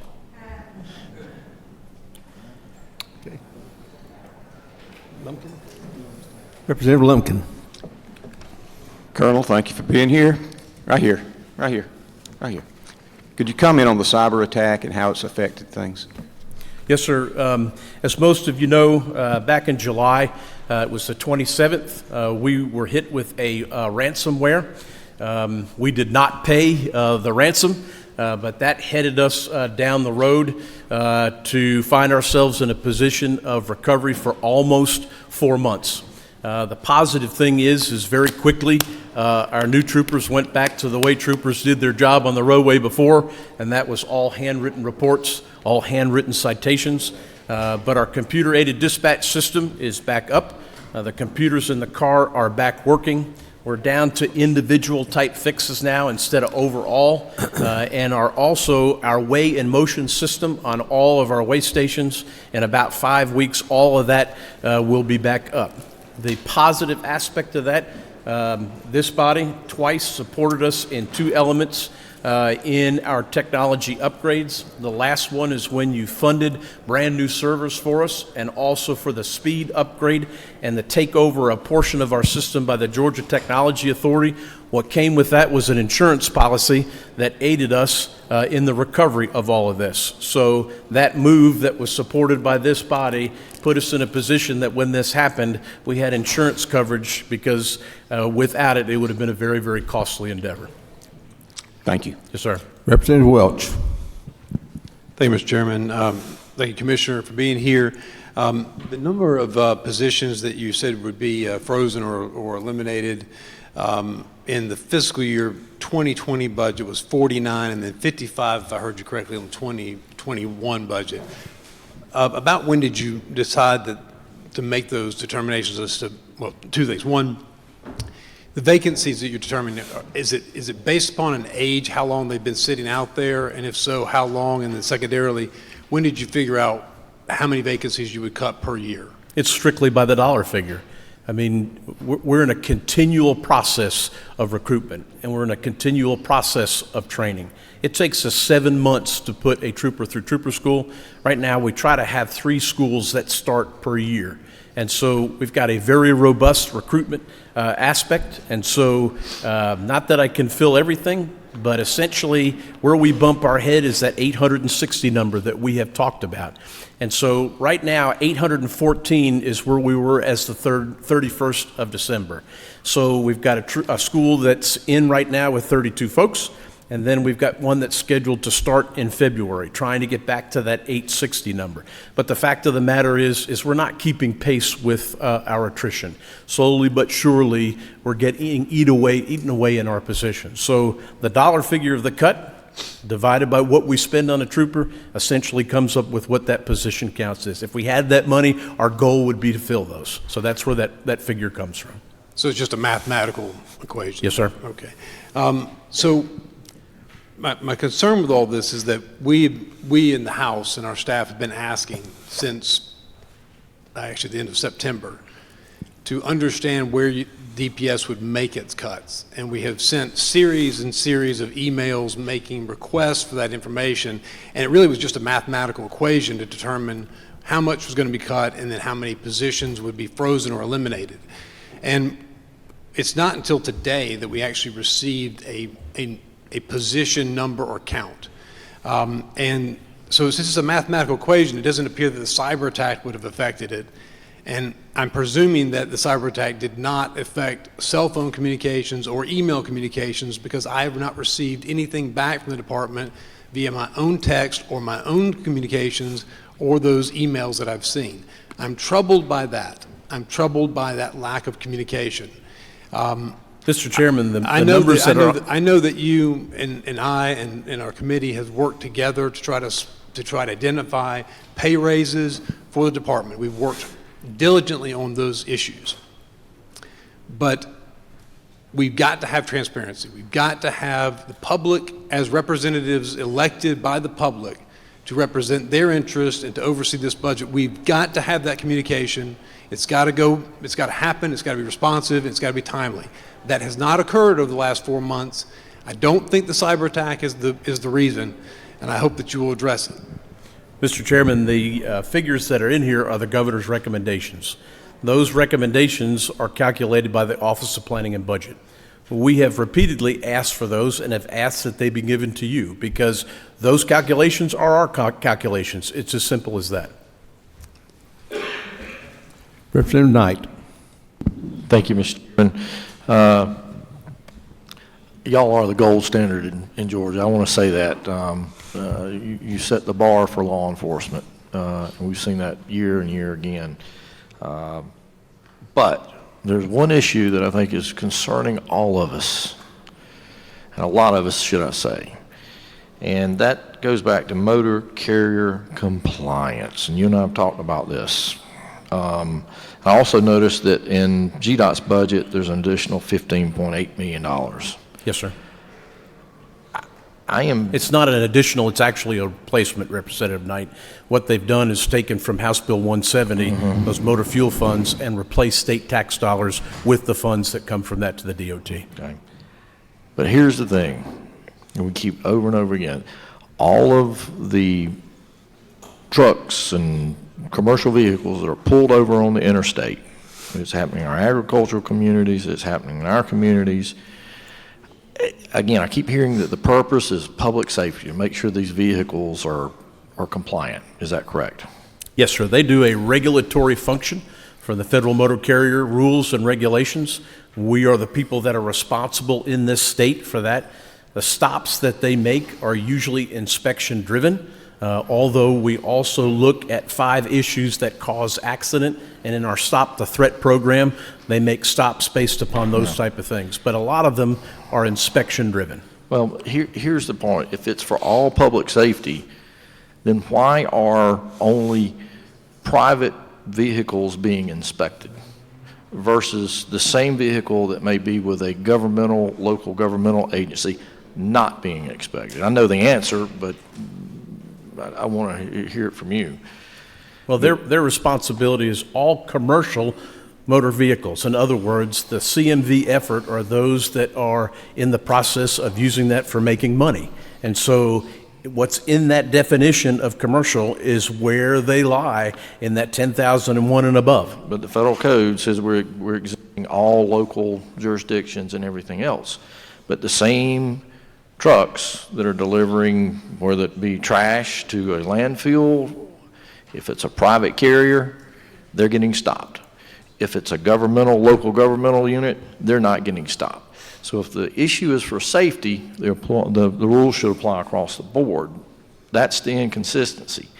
But even beyond that, and you and I have talked, and I think there's a lot of members in here, again, from across a lot of industries, that is one of the biggest and largest complaints when we see 5 and 6 a day sitting out on an interstate just pulling these guys over. And every time they're even checked, if they get a warning, nothing's wrong, they're taking up their time, money, and I understand that those are reported to the insurance and their insurance goes up. That's correct, sir. So again, it's one of the largest constituent complaints that I get time and time and time again. So we try to drive that enforcement where we see areas where accidents occur and also by class of vehicle of trucks. And so a lot of their enforcement is specific to where the data is showing they need to be and the type of vehicles that they need to inspect.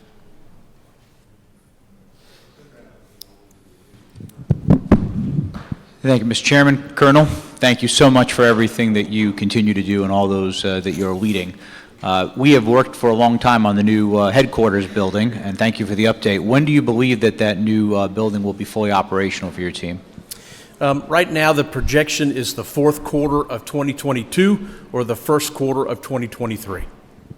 Outstanding. In the meantime, is that impacting your operations at all with what you're doing too? No, sir. The way the site is on the backside of the property and the way that we're bringing vehicles in, I spoke to the DOT commissioner and basically asked him, is this impacting y'all in any around the SOC? And his response was, no, they haven't seen any impact, and I haven't received any complaints of some of the stuff that's been going on. So thus far, it's been pretty seamless, sir. Thank you again for your great work, Colonel. Yes, sir. Representative Ballinger. Thank you, Mr. Chairman. Colonel, I appreciate all that GSP does for us on a regular basis. Like many members of the legislature, I was really shocked whenever we had the break-in here at the Capitol.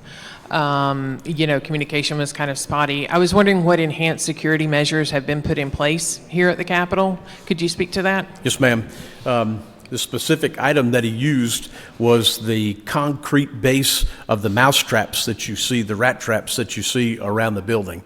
And so as soon as that occurred, we met with the Georgia Building Authority. We did a complete review around, and all of that type of stuff is removed that could have been used or could be used in the future. Other type of things that we're looking at is that interior space when you walk up the steps underneath the arch is to actually put gates that can be closed during those off-type sections. GBA is also looking at software that any type of noise could be detected that would aid us in going to that area, whether it's broken glass, a large sound. So those are the type of things, first of all, starting with the exterior and the physical security. Things have been removed that could be used as problems. The look at the gating as additional to keep people out of those spaces when people are gone, and then the use of technology interior to the building so that if something does occur, we can be directed to the right location. So the only change that's occurred as of yet is just the removal of rat traps, correct? As of right now, the only change that has occurred as a result of the break-in has been the removal of rat traps, correct? That, and then if you look at the drainage areas that used to be, there were large boulders that were used as catch basins that could be used to thrown in windows. All of that type of stuff was removed. So the exterior of the building is what's been cleaned up. We're looking at even where the signage that could be picked up, that signage may be more physically secured that it couldn't be used. So those are the things that are being done. So describe for me the presence of GSP and kind of securing the building before the break-in, at the night of the break-in, and now. Is there any change? Yes, ma'am. We've essentially drawn the circle closer to the Capitol. The Capitol Police Division has officers at nighttime that essentially are required to patrol and answer calls that were within a 5-mile radius of the Capitol. And so what we've done is taken that 5-mile radius and asked them to essentially start and maintain their patrol closer to the Capitol.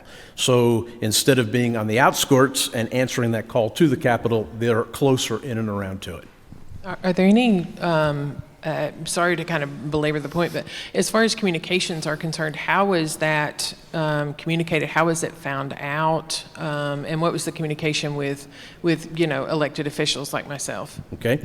The GBA actually runs a notification software that they put out messaging regarding things that occur in the Capitol.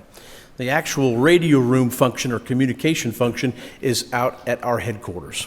And so on that particular night, it was a safety officer that came into contact, and then that's how the information went from the safety officer to the police officer to the radio room. And then within a very short period of time, I think it was 3 minutes, the actual Capitol police officers that responded to that got here to the Capitol.